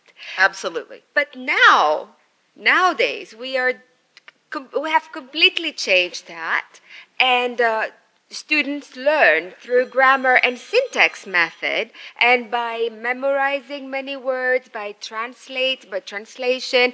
And do you think that they have lost the joy of reading this way? I think I want to take you back a couple of steps. You say, now they have to memorize. They had to memorize in the ancient world too. They memorized these dialogues. Okay. The ancients believed in memorization, but they didn't want to memorize things that were disconnected. They thought that was hard. So you memorize, but you memorize your vocabulary in context. You have this story. And so they do memorize, and they do learn grammar. The little stories about the school, they tell us exactly what people are doing in school. And they're doing a lot of grammar. The ancients were clearly not afraid of grammar because ancient Greeks got a lot of it. And, they learn the cases, they learn the declensions, they learn how to conjugate their verbs. This is something that is going on, but it's going on in a kind of friendlier, more joyful context. And so I think, yes, there is perhaps something that we've lost today, that I've tried these dialogues on students, and they like it much more than many of the things that one does today. And they, you get a pair of them to decipher a dialogue. Sometimes I take the right-hand column out and make them work it out, but sometimes I give them both columns, and I tell them to do what the ancient student did, which is work out who speaks which lines. So there's nothing for them to do. It's not just sort of mechanical memorization, but there's still something for them to do actively and think about, which I think is important. And they have a wonderful time doing their little plays in front of the class. And you have also managed to create a project as an ancient Greek school. Yes. Can you tell us a little bit about that? Yes, so I have something I call the Reading Ancient Schoolroom, where we go and we recreate a school from Roman Egypt. And I picked Roman Egypt because that's where we have more evidence than anywhere else. So it's a Greek-speaking school in Roman Egypt, and everybody tries little dialogues like this. It doesn't really matter if they don't know any Greek. I mean, if they don't know any Greek at all, we're not giving it to them in the Greek alphabet, obviously. But if they don't know any Greek at all, we can teach them the Greek alphabet. But we teach them how to take dictation onto a wax tablet, which was an important ancient skill. We teach them how to make ancient ink and how to use that ink to write on a piece of clay ostrakhan, because papyrus is very expensive. Children are not writing on papyrus in school. They write on their wax tablets, which are reusable, or they write on their ostrakha, their pieces of broken pottery, because those are free. And the school sometimes takes a trip to the local rubbish dump to pick up all the the pieces of pottery as writing materials. Or sometimes they even write on chips of stone. And so we try these things with real children today. And it really helps them understand what the ancient world was really like. And it also helps them understand how much fun the ancient world can be. So it's really important for the children, in order to learn something, to have fun out of it. Absolutely. I think it's completely essential. And not just for children, you know? Of course, yeah. I mean, fun should be absolutely the root of learning, because I'm not saying you can't learn if you're not having fun, but it's way, way easier to learn if you're having fun. Absolutely. So do you think there would be some ways to reintroduce those approaches today? Yes, I think there are a number of different things that one could do. I believe passionately that there's no one best method, because different people have different kinds of brains. And that is something that the ancient teachers who wrote the colloquia were very aware of. They say it's really important that you give the right exercise to every child. You give every child the exercise that that individual needs, they say. So think about 5 things. They say, think about how smart the child is. Think about what the child has already done. Think about how old the child is. Because, you know, there's stuff in the Iliad that will give a small child nightmares. Even if the child's Greek is good enough to read some of those sections, you might not want to give that child nightmares. So think about how old they are. Think about how much time they have in your school today, because different children spend different number of hours in school. It's not everybody arrives at 9 and everybody leaves at 3 or anything like that. And then the last one, my favorite. Think about the child's disposition as regards hard work. And then they don't tell us how to think about the child's disposition as regards hard work. But nevertheless, they think that you should take that into account. You should take all these individual features into account and design the right experience for each child.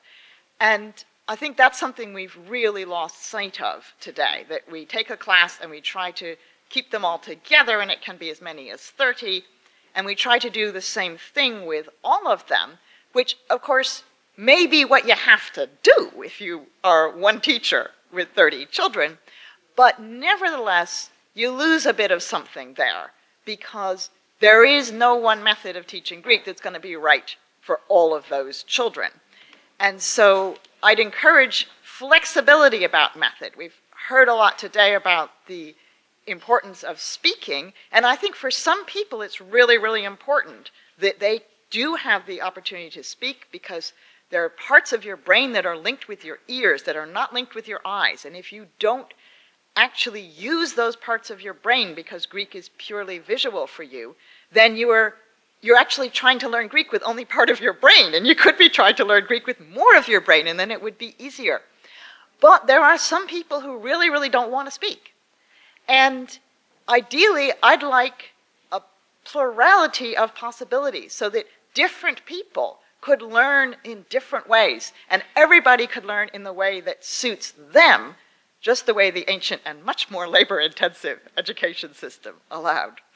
Now, you mentioned in the beginning that this discussion that especially for modern Greek speakers, they can recognize some words, a lot of ancient words. And what would you say to a Greek student that believes that ancient Greek is very hard? Do you think that we have Greek people, native Greek people have a privilege of learning ancient Greek a little bit faster and easier? Definitely. I would say definitely. You wouldn't have to learn all the vocab that I learned. Yeah. I think we've heard a lot today about the importance of not reading stuff that's too hard. And I think that's really true. You don't want to start, even if you're a modern Greek, you wouldn't want to start with Aristophanes. Start with something that isn't too hard. I enjoy learning modern languages by picking up a children's book where I can understand most of it already, the comprehensible input that we've been talking about. And then I can just read it and I pick up the other words, and I don't actually have to do any work at all. And that's supposed to be how Schliemann taught himself to read Homer. He said he picked up modern Greek translations of novels that he'd enjoyed. And he read those translations because he knew the novel already. And then he tried reading something from a bit earlier, and he got himself back to Homer. Now, we're not all Schliemann, and I'm not sure I could have done that. But different people learn in different ways. Find the way that works for you, is what I would say to those students. Everybody's different. Find what works for you, but don't pass up the opportunity to do something so wonderful. Yeah, well, I would say that we should start with ερμηνεύματα, with the colloquy of ερμηνεύματα ψευδοδοσιθεάνε, because it's such a joy to read and connect to the ancient world and find out that we have so many more things in common than we believe. And by being in Delphi today, you know, people for many, many years, for centuries, used to come in Delphi to seek the right answers for them. But later on in life, we learn that we first need to ask the right question. Yes.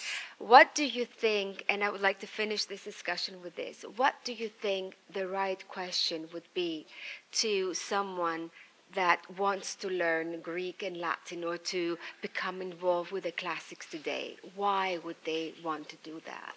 I think not everybody will want to do that, and we maybe need to accept that different people are different, and not everybody needs ancient Greek. Not everybody needs a phone, not everybody needs a computer, not everybody even needs a house. Not everybody needs ancient Greek. But as we've also heard today, it's really enriching. It's something that can give you a lot of joy, make your life a lot happier, just the way, you know, having a house, having a computer, having a phone can do. And so I would encourage people to explore it and see if it's for you.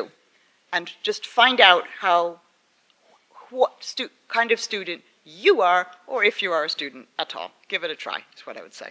Thank you very much, Professor, for being with us today, for sharing this wonderful information. It was a pleasure and an honor to have you with us.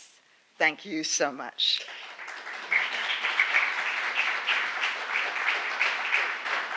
Μείνετε μαζί μας για την επόμενη συζήτηση με τον Πρόεδρο και Διευθύνοντα Σύμβουλο της εταιρείας PeopleCert, Βύρωνα Νικολαίδη, του οποίου το έργο έχει συμβάλει καθοριστικά στη διαμόρφωση ενός νέου διεθνούς πλαισίου για την πιστοποίηση των αρχαίων ελληνικών. Σε λίγα λεπτά πάλι κοντά σας. Ευχαριστούμε πάρα πολύ.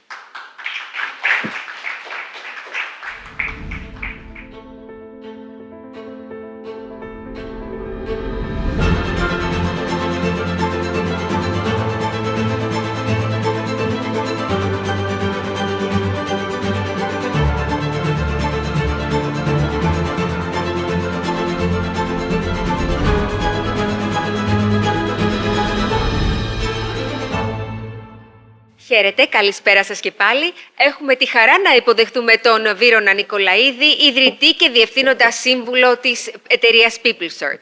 Τα τελευταία χρόνια, μέσα από τη δημιουργία της πρώτης διεθνούς πιστοποιήσεως στην αρχαία ελληνική γλώσσα, έχει συμβάλει ουσιαστικά στο να αποκτήσει η μελέτη της ένα σύγχρονο παγκόσμιο πλαίσιο αναφοράς. Χιλιάδες μαθητές από την Ελλάδα και το εξωτερικό και διάφορα εκπαιδευτικά συστήματα έχουν ήδη προσεγγίσει την αρχαία ελληνική γλώσσα μέσα σε αυτή τη διαδρομή ως ένα αντικείμενο με σαφή στόχο, δομή και προοπτική. Καλησπέρα σας, κύριε Νικολαίδη, πάλι εδώ, μετά από ένα χρόνο από την τελευταία μας συνάντηση. Πάμε να δούμε λίγο αυτά τα τελευταία 2-3 χρόνια που η πιστοποίηση των αρχαίων ελληνικών έχει μπει δυναμικά μέσα στο πεδίο. Πόσα παιδιά έχουν επιστοποιηθεί, τι γίνεται με αυτή την πιστοποίηση στα σχολεία και πώς νομίζετε ότι θα εξελιχθεί και θα προχωρήσει η πιστοποίηση αυτή των αρχαίων ελληνικών. Κύριε Μανολίδου, πρώτα απ' όλα συγχαρητήρια για το έργο σας. Ευχαριστώ πάρα πολύ. Ευχαριστώ για την πρόσκληση. Αλλήμον. Ξέρω ότι πρωί, μεσημέρι, βράδυ, 24/7, ασταμάτητα θα έλεγα, ασχολείστε με την αρχαία ελληνική γλώσσα, τη διάδοση της παγκοσμίως, κάτι το οποίο είναι εξαιρετικά σημαντικό, όπως θα πω και στη συνέχεια, για την ήπια δύναμη, το soft power της Ελλάδος. Στο πλαίσιο αυτό και εμείς ως φορέας πιστοποίησης προσώπων, πλέον θα έλεγα ως ο μεγαλύτερος παγκοσμίως φορέας πιστοποίησης προσώπων, μετά από κάποιες τελευταίες εξαγορές που κάναμε, όσοι έχουν περίπου 3.000 πιστοποίησεις παγκοσμίως, καλύπτοντας σχεδόν τα πάντα. Χαρά μας είναι να στηρίζουμε την πιστοποίηση της αρχαίας ελληνικής γλωσσομάθειας στο πλαίσιο της κοινωνικής μας προσφοράς. Και βέβαια,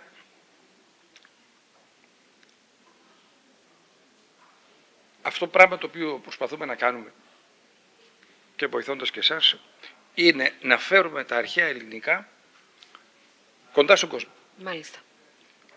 Οι περισσότεροι από εμάς, κυρίως αυτοί οι οποίοι είναι στη δική μου την ηλικία, όχι δική σας, έχουμε μάθει αρχαία ελληνικά. Εμένα μου άρεσαν τα αρχαία ελληνικά όταν ήμουν μαθητής.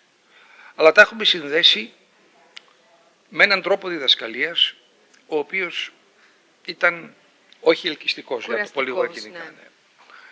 Λοιπόν, έχουμε κάνει και μία έρευνα πριν από μερικά χρόνια, να θυμάστε, όταν ξεκινήσαμε, ότι τι πιστεύει ο κόσμος τα αρχαία ελληνικά, και αυτό το πράγμα το οποίο βλέπουμε είναι ότι ο κόσμος αγαπάει τα αρχαία ελληνικά. Ναι, βέβαια. Τα έχει μέσα στην ψυχή του. Θέλει τα αρχαία ελληνικά, δεν του αρέσει, απεχθάνεται τον τρόπο με τον οποίο έμαθε. Και επειδή σήμερα η διδασκαλία μιας οποιασδήποτε ξένης γλώσσας, είτε αυτή λέγεται αγγλικά, γερμανικά, γαλλικά, ελληνικά, τουρκικά και αρχαία, έχει μπει σε ένα πολύ σαφές πλαίσιο.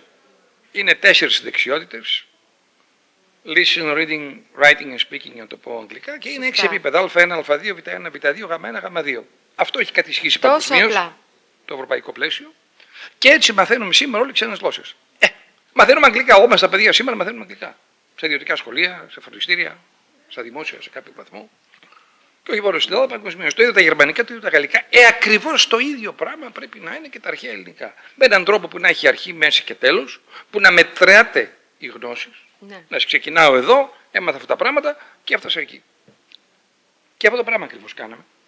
Γιατί στον χώρο της γλωσσομάθειας, στον χώρο τον ξέρουμε καλά, στον χώρο της γλωσσομάθειας της αγγλικής γλώσσας, η People's για της θυγατρικής της Language Cert, είμαστε νούμερο 4 παγκοσμίως.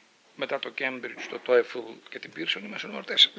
Μέσα σε 120 χώρες περίπου.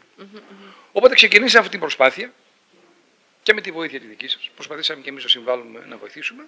Και σήμερα υπάρχει κανονική πιστοποίηση, παγκοσμίως αναγνωρισμένη, σε επίπεδο Α1, Α2, Β1, Β2 και τώρα πάμε και σε Γ1. Σωστά. Το οποίο το έχουν πάρει κάποιες, δεν θυμάμαι τον ακριβή αριθμό, αλλά μιλάμε για αρκετές χιλιάδες ανθρώπων. Για χιλιάδες ανθρώπων το έχουν αγκαλιάσει και βλέπουμε μάλιστα, όπως μου λέγατε και εσείς, ότι πλέον τα παιδιά θέλουν πολύ περισσότερο από τους ίδιους δασκάλους, τους καθηγητές. Αυτό είναι αλήθεια. Τα παιδιά αναζητούν και το επόμενο επίπεδο. Μας τηλεφωνούν από σχολεία και λένε τα παιδιά πήρανε το Α1 και τώρα ζητάνε και το Α2.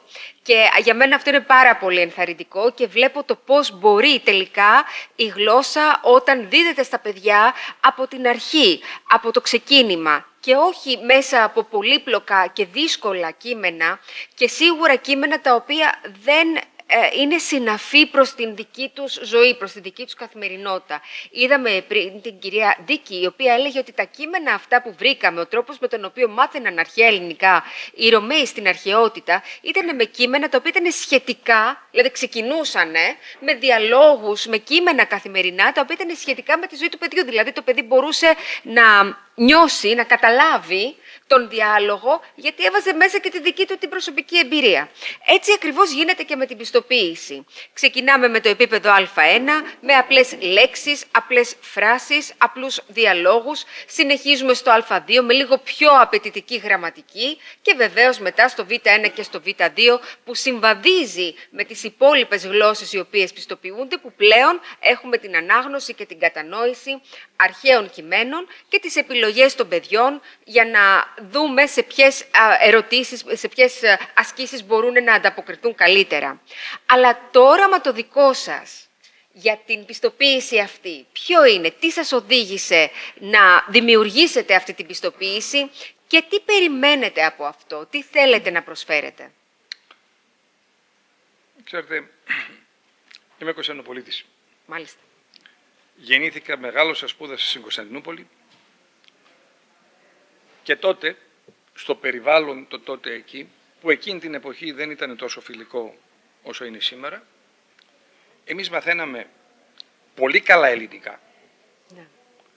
Και μαθαίναμε και πολύ καλά αρχαία ελληνικά. Δηλαδή, ακόμη θυμάμαι αυτό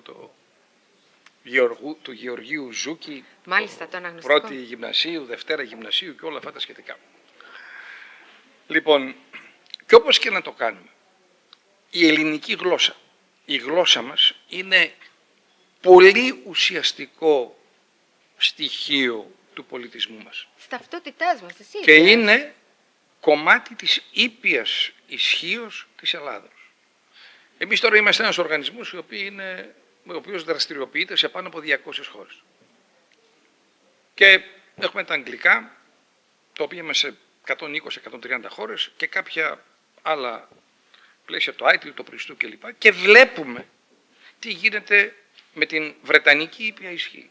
Δηλαδή, εμείς ουσιαστικά, λόγω της φύσεως της δουλειάς μας, λειτουργούμε παγκοσμίως ως ένα μικρό βρετανικό σύμβουλο, British Consul, το οποίο δεν στοιχίζει τίποτα στους Βρετανούς φορολογούμενους. Και λέω, άμα το κάνουμε αυτό, δεν το κάνουμε για μας, δεν το κάνουμε για μας, για την Ελλάδα, για την πατρίδα μας. Και κάπως έτσι ξεκίνησε όλη αυτή η προσπάθεια. Και κάνουμε δύο πράγματα. Πρώτον, δημιουργήσαμε αυτή την πιστοποίηση. Και δεύτερον, κάναμε και μία έρευνα, η οποία ακόμη δεν έχει τελειώσει. Έχει τελειώσει το πρώτο στάδιο. Τι ισχύει για τα αρχαία ελληνικά παγκοσμίως. Σε περίπου 200 χώρες κάναμε την έρευνα, πιο βαριά σε καμία 20, και βλέπουμε ότι τα αρχαία ελληνικά έχουν πολύ μεγαλύτερη ζήτηση και πέραση, αν θέλετε, παγκοσμίως παρά στην Ελλάδα. Μόνον στην γειτονική μας Ιταλία. Ξέρετε πόσα άτομα μαθαίνουν 3 φορές την εβδομάδα, επαναλαμβάνω, 3 φορές την εβδομάδα αρχαία ελληνικά σε κλασικά λύκεια. 120.000 άτομα. Μόνον στην Ιταλία. Οπότε εμείς είμαστε μια μικρή χώρα. Αλλά είμαστε περήφανοι για την ιστορία μας. Είμαστε περήφανοι για τον πολιτισμό μας. Είμαστε περήφανοι για τον Όμηρο. Είμαστε περήφανοι για την Ηλιάδα και την Οδύσσεια. Και είμαστε περήφανοι για τη γλώσσα μας. Δυστυχώς, θα πω εγώ, στο βαθμό που πέφτει λόγος, καταργήσαμε τα αρχαία ελληνικά από τα σχολεία. Ναι, καταργήσαμε τα κλασικά λύκεια, καταρχάς, κλείσαμε τα κλασικά λύκεια και τα αρχαία ελληνικά ως μάθημα δεν έχουν καταργηθεί, αλλά διδάσκονται με τέτοιο τρόπο όπου τα παιδιά αντιδρούν και είναι, δυστυχώς τελειώνουν το σχολείο και χαίρονται που σταματούν τα αρχαία ελληνικά. Ενώ στην πραγματικότητα θα έπρεπε να είναι τελείως το αντίθετο. Αλλά στην Ιταλία, το παράδειγμα που αναφέρατε πριν, εγώ θα ήθελα να πω τον πόνο μου, έχει να κάνει κυρίως με αυτά τα περίφημα κλασικά λύκεια, που πηγαίνουν χιλιάδες παιδιά, ήδη από την πρώτη γυμνασίου ξεκινούν, και κάνουν, όπως είπατε, 3 φορές την εβδομάδα, 4 έως 6 ώρες, αρχαία ελληνικά και λατινικά. Με αποτέλεσμα κάθε χρόνο να αποφυτούν παιδιά τα οποία έχουν τελειώσει το κλασικό λύκειο. Παιδιά τα οποία δεν γίνονται απαραίτητος φιλόλογοι. Λίγα παιδιά από αυτά ακολουθούν κλασικές και ανθρωπιστικές σπουδές, αλλά έχουν το υπόβαθρο αυτής της κλασικής παιδείας. Νομίζετε ότι η πιστοποίηση που προσφέρεται με τόσο απλό τρόπο στην αρχή, πιο σύνθετο αργότερα, δίνει ένα κίνητρο στα παιδιά για να προχωρήσουν, να συνεχίσουν και να ενδιαφερθούν περισσότερο για τη γλώσσα? Προφανώς, και ο λόγος είναι το εξής. Πιστοποίηση σημαίνει μετρό. Ξέρω που βρίσκομαι και ξέρω που θέλω να πάω. Και όταν φτάσω στον προορισμό μου, που υπάρχουν και ενδιάμεσοι προορισμοί, αυτό δημιουργεί μια αίσθηση επιτυχίας. Ότι ήμουνα στο 1 και μετά προσπάθησα και πήγα στο 2 και μετά προσπάθησα και πήγα στο 3 και μετά πήγα στο 4 και όχι μόνο το βλέπω εγώ και χαίρομαι, αλλά το δείχνω κιόλας.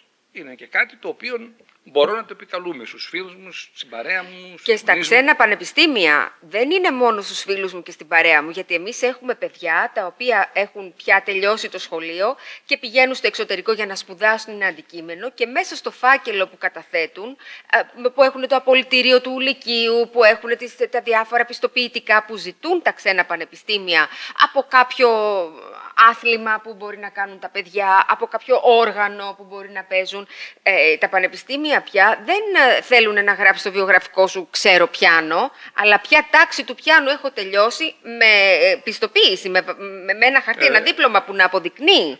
Το ίδιο πράγμα γίνεται και με τα αρχαία ελληνικά. Μας παίρνουν οι γονείς, μας λένε σταθήκανε, πήγε το παιδί στην Αμερική και σταθήκανε περισσότερο στην πιστοποίηση των αρχαίων ελληνικών. Δεν το πιστεύαμε. Το πόσο πολύ σημασία δίνουν οι ξένοι σε αυτό που θεωρούν κάτι πολύ δύσκολο, που για εμάς, εάν το ξεκινήσουμε με το σωστό τρόπο, είναι πολύ πιο προσβάσιμο. Φύγετε τον πυρήνα της ουσίας της δουλειάς μας, που είναι skilling, reskilling, upskilling, που πράγματι σε όλα τα πράγματα, παγκοσμίως, πλέον δεν ισχύει η γνωστή ρίση του τσαρούχη είσαι ό,τι δηλώσει. Είσαι αυτό για το οποίο είσαι πιστοποιημένος. Έχεις κάτι το οποίο αποδεικνύει τις γνώσεις σου. Αλλά για να ολοκληρώσω αυτό που έλεγα πριν, εμείς λοιπόν με αυτόν τον τρόπο πιστεύω ότι συμβάλλουμε στο να αυξηθεί σημαντικά το ενδιαφέρον για την ελληνική γλώσσα, για την αρχαία ελληνική γλώσσα. Και αυτό είναι κάτι το οποίο το θέλουμε όλοι μας. Δεν νομίζω ότι υπάρχει κάποιος που να μην το θέλει. Τώρα σε αυτό που είπατε πριν, ξέρω ότι ήμουν πριν σε ένα πάνελ περί τεχνητής νοημοσύνης κλπ. Και το ένα πράγμα που είναι προφανές, μία από τις τάσεις των τελευταίων ετών που θα ενισχυθεί, είναι ότι η τεχνητή νοημοσύνη μπαίνει παντού. Παντού. Και το ένα στοιχείο, το ένα αποτέλεσμα, αν θέλετε, το οποίο είναι προφανές, είναι ότι απειλούνται θέσεις εργασίας λευκού κολάρου. Θέσεις γραφείου απειλούνται. Και χάνονται και θα χαθούν. Και, τώρα, και πολλά πράγματα θα αυτοματοποιηθούν. Το βλέπουμε τώρα με το ChatGPT, με το Gemini, με το Mythos, με όλα αυτά τα σχετικά τα οποία βγαίνουν. Και το ερώτημα τώρα είναι, καλά τώρα τι μας λες εσύ αυτό, τι σχέση έχουν αυτά με την τεχνητή νοημοσύνη και τα αρχαία ελληνικά. Εγώ λοιπόν είμαι αυτούς οι οποίοι πιστεύουν ότι η γενικότερη παιδεία που θα έχει κάποιος και τον προφυλάσσει και του ανοίγει ορίζοντες και τον βοηθάει να έχει πιο σταθερές βάσεις. Δηλαδή πιστεύω κάποιοι άνθρωποι, οι οποίοι όσο αστείο και αν σας φαίνεται, οι οποίοι θα έχουν μια γενικότερη παιδεία αρχαίων, λατινικών κλπ, λιγότερο θα επηρεαστούν από την τεχνητή νοημοσύνη, θα προσαρμοστούν πιο εύκολα στις επιταγές των νέων καιρών που έρχονται. Ναι, ναι, σίγουρα. Μα βλέπουμε εμείς και μάλιστα χαριτολογώντας, ήθελα να σας το πω, δεν έχω προλάβει ακόμα, ότι πλέον όταν μας στέλνουν και βιογραφικά, νέοι φιλόλογοι που έχουν τελειώσει το πανεπιστήμιο, μας λένε τελειώσαμε το πανεπιστήμιο και κάτω σε όλες τις πιστοποίησεις που έχουν, μας βάζουν και την πιστοποίηση της PeopleCert. Οπότε πια έχουμε αρχίσει να λαμβάνουμε βιογραφικά ανθρώπων οι οποίοι θέλουν να εργαστούν στην ελληνική αγωγή, τα οποία επάνω έχουν και την πιστοποίηση της PeopleCert, που βεβαίως δεν γνωρίζουν την σχέση και την αγάπη που έχουμε εμείς στην πιστοποίηση αυτή και το πόσο πολύ την προτείνουμε προς τα παιδιά μας και τους μαθητές μας. Έτσι είναι. Ξέρετε, εμείς απασχολούμε σήμερα περίπου 6.000 ανθρώπους σε όλο τον κόσμο. 3.000 full-time και 3.000 part-time. Το 99% απόφοιτα πανεπιστήμιου μας το master και doctorate. Δεν θέλεις ανθρώπους οι οποίοι να βγαίνουν από μηχανή του κύμα, να έχουν όλοι το ίδιο βιογραφικό. Όλοι μας ψάχνουμε για ανθρώπους οι οποίοι να ξεχωρίζουν, να έχουν κάτι ξεχωριστό. Προφανώς το να βάλεις στο βιογραφικό σου ότι εγώ έτσι, επειδή μ' αρέσει, επειδή το προσπάθησα, επειδή το πιστεύω, έκατσα και ασχολήθηκα και έφτασα στο επίπεδο Α2 ή Β1 αρχαίων ελληνικών, αμέσως σου κινεί το ενδιαφέρον. Λες, για να το δω αυτό, ποιος είναι αυτός τώρα, γιατί το έχει κάνει αυτό το πράγμα. Και από εκεί μετά ξαφνικά γνωρίζει πολύ ενδιαφέρον τους ανθρώπους, γιατί παρακούσα την ερώτηση που κάνετε προηγουμένως. Γιατί ρε παιδί μου κάποιος να πάει σήμερα να μάθει ελληνικά, αρχαία ελληνικά. Μα για να ξεχωρίσει. Μα όπως είπε, για να ικανοποιήσει τον εσωτερικό του κόσμο. Για να διευρύνει τους ορίζοντές του. Τα αρχαία ελληνικά, όπως και τα λατινικά, σου δίνουν τόσο καλή γενικότερη μόρφωση, που και στην εποχή της τεχνητής νοημοσύνης σου δίνουν την δυνατότητα να αξιοποιήσεις τα εργαλεία της τεχνητής νοημοσύνης με πολύ καλύτερο τρόπο για να σου μαθαίνουν να σκέφτεσαι. Δηλαδή, τώρα έχει βγει εδώ, αυτό που θα πω είναι λίγο αιρετικό, εδώ και μερικά χρόνια, το prompting. Τι είναι το prompting? Είναι πώς να κάνεις ερωτήσεις για να παίρνεις τις σωστές απαντήσεις από διάφορα προγράμματα τύπου ChatGPT, Gemini και τα υπόλοιπα. Εγώ προσωπικά αυτό δεν το πιστεύω. Έχουν βρει και διάφοροι άνθρωποι οι οποίοι λένε έλα εδώ να σε μάθουμε να εκπαιδευτείς για να κάνεις πρόμπτη. Να με μάθει να εκπαιδευτώ τι. Να μάθω πώς θα κάνω εγώ τις ερωτήσεις διαδοχικά για να φτάσω σε ένα αποτέλεσμα. Μα αυτό το πράγμα μου έμαθα στο σχολείο. Αυτό. Και αυτό το πράγμα διεύρυνε τη σκέψη μου, τα αρχαία ελληνικά και όλα τα υπόλοιπα. Και όταν έρχονται σε εμάς, ήρθαν και εσωτερικά και το τμήμα το δικό μας κανένα και λέει να πάρουμε στους υπαλλήλους μας εκπαίδευση για πρόμπτη. Μου λέει τι το κάνουμε το πρώτο. Θέλουμε ανθρώπους οι οποίοι πραγματικά να μπορούν να την κάνουν τη δουλειά. Δεν χρειάζεται να εκπαιδευτώ εγώ για να κάνω τις ερωτήσεις. Και να σκέφτονται, γιατί βλέπουμε ότι έχει αποδυναμωθεί η σκέψη στους νέους ανθρώπους. Και η ταχύτητα με την οποία παίρνουν πια την πληροφορία, τους αποδυναμώνει τον τρόπο να ψάξουν αυτή την πληροφορία βαθύτερα, να μπορέσουν να δουλέψουν με το μυαλό τους περισσότερο και να μην δέχονται άκρητα τις απαντήσεις τις οποίες δίνει το οποιοδήποτε μηχάνημα αναζήτησης. Γιατί βλέπουμε και πολύ ατυχή παραδείγματα παιδιών τα οποία επηρεάζονται τόσο πολύ, καλά και όχι μόνο παιδιών και μεγαλύτερων ανθρώπων, επηρεάζονται τόσο πολύ που εφαρμόζουν τις επιταγές, τις απαντήσεις της τεχνητής νοημοσύνης, χωρίς καν να σκεφτούν εάν αυτό που τους λέει είναι σωστό ή λάθος. Δηλαδή, η καλή γνώση της γλώσσας και μέσω των αρχαίων ελληνικών και των λατινικών και κυρίως των αρχαίων ελληνικών, που κακά τα ψέματα και εμείς ως Έλληνες είναι πολύ πιο εύκολο για εμάς να τα μάθουμε, να τα καταλάβουμε, αλλά κυρίως να γνωρίσουμε τη γλώσσα μέσα από την πλαστικότητα και την πολυπλοκότητα που έχει η γλώσσα μας. Αυτό ξεχνάμε ότι σε ένα δεύτερο επίπεδο μας καλλιεργεί πάρα πολύ τον τρόπο της σκέψης μας, την κριτική μας ικανότητα. Πώς θα μπορούσε λοιπόν, κατά τη γνώμη σας, η εποχή αυτή της τεχνητής νοημοσύνης να ωφελήσει στη διδασκαλία, στην εκμάθηση μάλλον των αρχαίων ελληνικών και αν αυτό όντως μπορεί να γίνει? Ακριβώς αυτό συζητάγαμε σε ένα προηγούμενο πάνελ. Και το θέμα είναι γενικότερα η τεχνητή νοημοσύνη, πόσο θα επηρεάσει τα πανεπιστήμια, πώς θα επηρεάσει τη γνώση, πώς θα προσλαμβάνεται η γνώση και κατ' επέκταση αυτό πώς θα πάει στη τεχνητή νοημοσύνη. Διάβαζα λοιπόν πριν από 3-4 μέρες, ξέρω τώρα για να πάρεις ένα πτυχίο, κανονικά πας 4 χρόνια στο πανεπιστήμιο. Σε κάποιες χώρες πας 3 χρόνια. Στις Ηνωμένες Πολιτείες, πανεπιστήμιο full αναγνωρισμένο, εκεί δεν υπάρχει η έννοια ότι πρέπει να το τελειώσεις σε τόσα χρόνια. Σου λέει αν πάρεις τόσα credit, αν πάρεις τόσα μαθήματα. Έχεις ολοκληρώσει. Λοιπόν, έκατσε κάποιος και πήρε πτυχίο bachelor σε 4 μήνες. Σε τι αντικείμενο? Δεν θυμάμαι. Σοβαρό πάντως. Πλήρως αναγνωρισμένο. Δεν έρχεται ο άνθρωπος εδώ πέρα και το αναγνωρίζει από το ΔΟΑΤΑ, από την Κατσά, την άλλη μέρα. Και μάλιστα έφτιαξε και ένα ολόκληρο group που λέει και στους υπόλοιπους, παιδιά, κάνετε αυτό, θα κάνετε έτσι, τους δείχνει πώς να το κάνουν. Τώρα, δεν σημαίνει ότι ένας άνθρωπος ο οποίος σε 4 μήνες έμαθε και πέρασε κάποια μαθήματα που κάνουν 4 χρόνια, ότι ο βαθμός της αφομοίωσης του είναι ο ίδιος. Προφανώς δεν είναι. Αλλά όπως και να το κάνουμε, αυτή είναι μια νέα πραγματικότητα. Και αυτό που φαίνεται ότι οδηγούμαστε στα πανεπιστήμια είναι κάτι αντίστοιχο που συμβαίνει, όπως μου λέει και ο Υπουργός της περασμένες, στην ιατρική.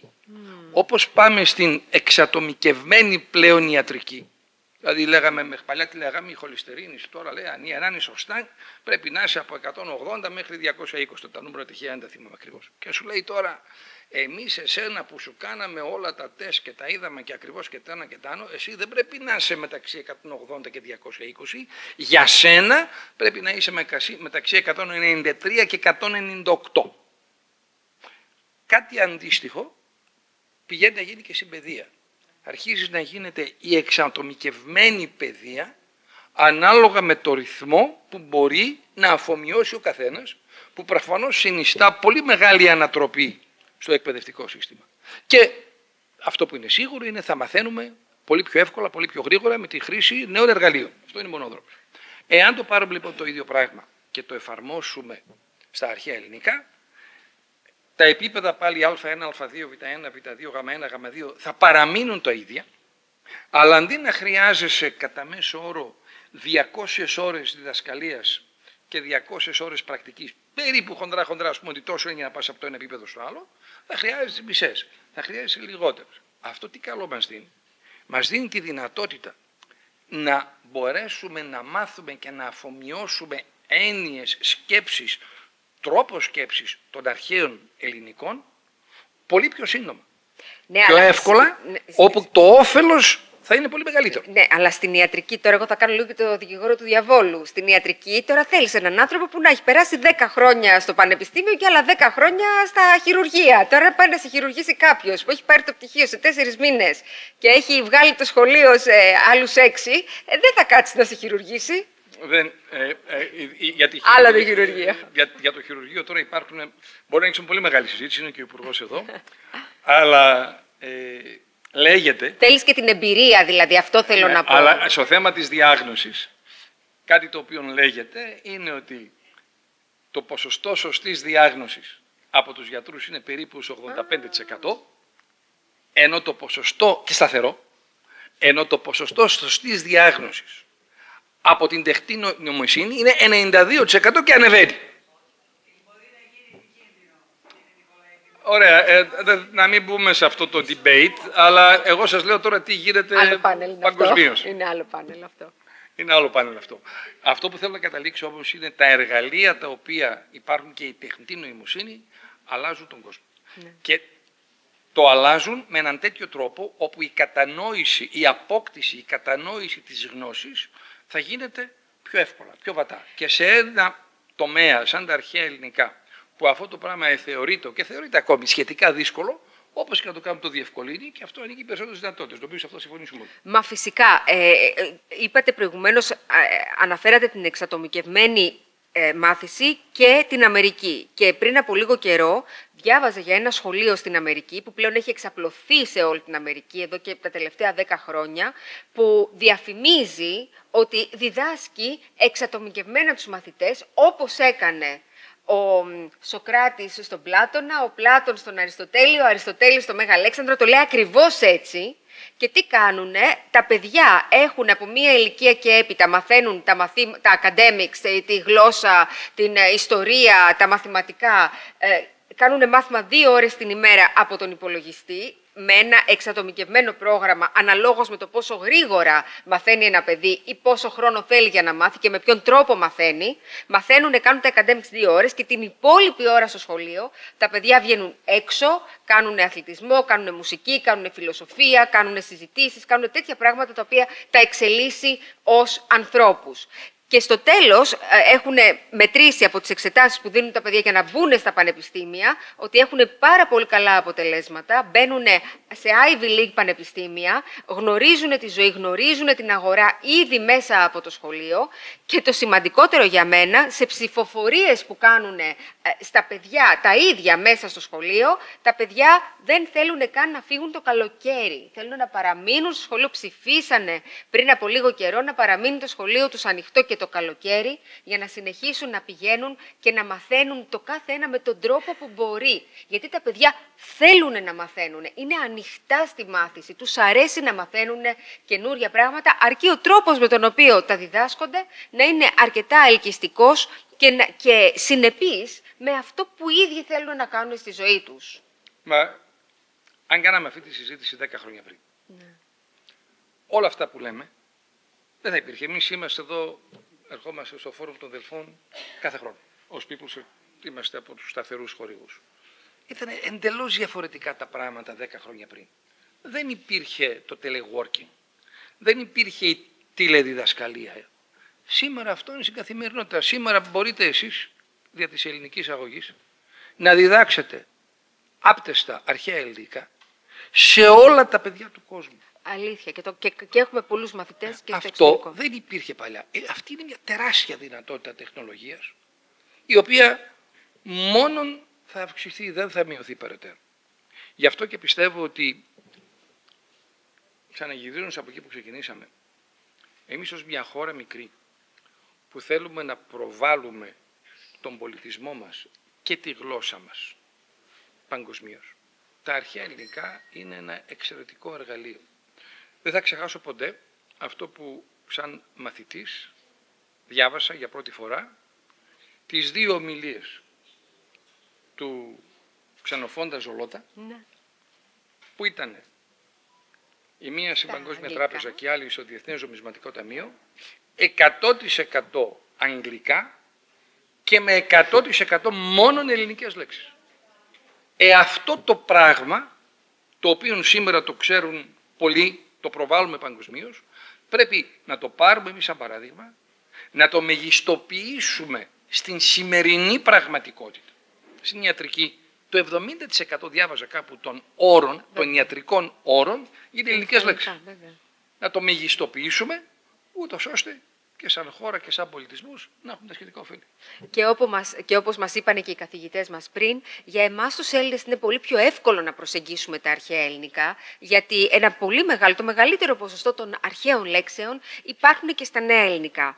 Κάποιες με τις ίδιες έννοιες, κάποιες με λίγο διαφορετικές. Αλλά σε κάθε περίπτωση σίγουρα δεν χρειάζεται να μάθουμε την αλφάβητο από την αρχή, δεν χρειάζεται να μάθουμε πώς συνθέτουμε λέξεις ή μια πρόταση από την αρχή, άρα ήδη έχουμε ένα μεγάλο πλεονέκτημα στο να μάθουμε κάτι τόσο δύσκολο και τόσο σπουδαίο πολύ πιο εύκολα. Σας ευχαριστώ πάρα πολύ, κύριε Νικολαίδη, για τη σημερινή συζήτηση. Εγώ ευχαριστώ πολύ. Να είστε καλά.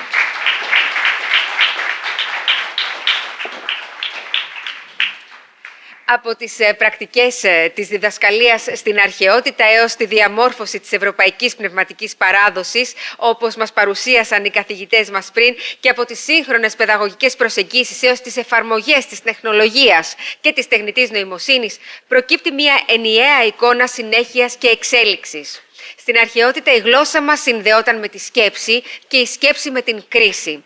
Στο ίδιο αυτό πλαίσιο, η διδασκαλία των αρχαίων ελληνικών παραμένει συνδεδεμένη με την καλλιέργεια της γλωσσικής ακρίβειας, της ενιολογικής σαφήνειας και της πνευματικής πειθαρχίας.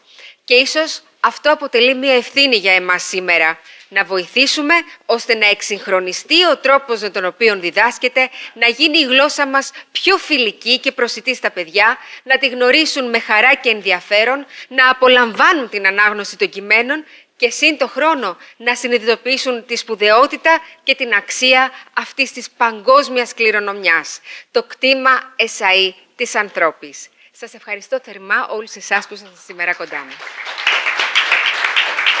Εγώ θα ήθελα εκ μέρους όλων των ασχολούμαι με τα αρχαία ελληνικά και στην Ελλάδα και παγκοσμίως να πω ένα μεγάλο ευχαριστώ και θερμά συγχαρητήρια στην προσπάθεια την οποία κάνετε, η οποία την χάνει πολύ μεγάλης αναγνώρισης, να αυξηθεί, γιατί πραγματικά στοχεύεται σε κάτι το οποίο είναι μοναδικό και εμείς ως PeopleCert στο μέτρο των δυνατοτήτων μας θα είμαστε πάντοτε αρρωγοί. Να είστε καλά, σας ευχαριστούμε πάρα πολύ.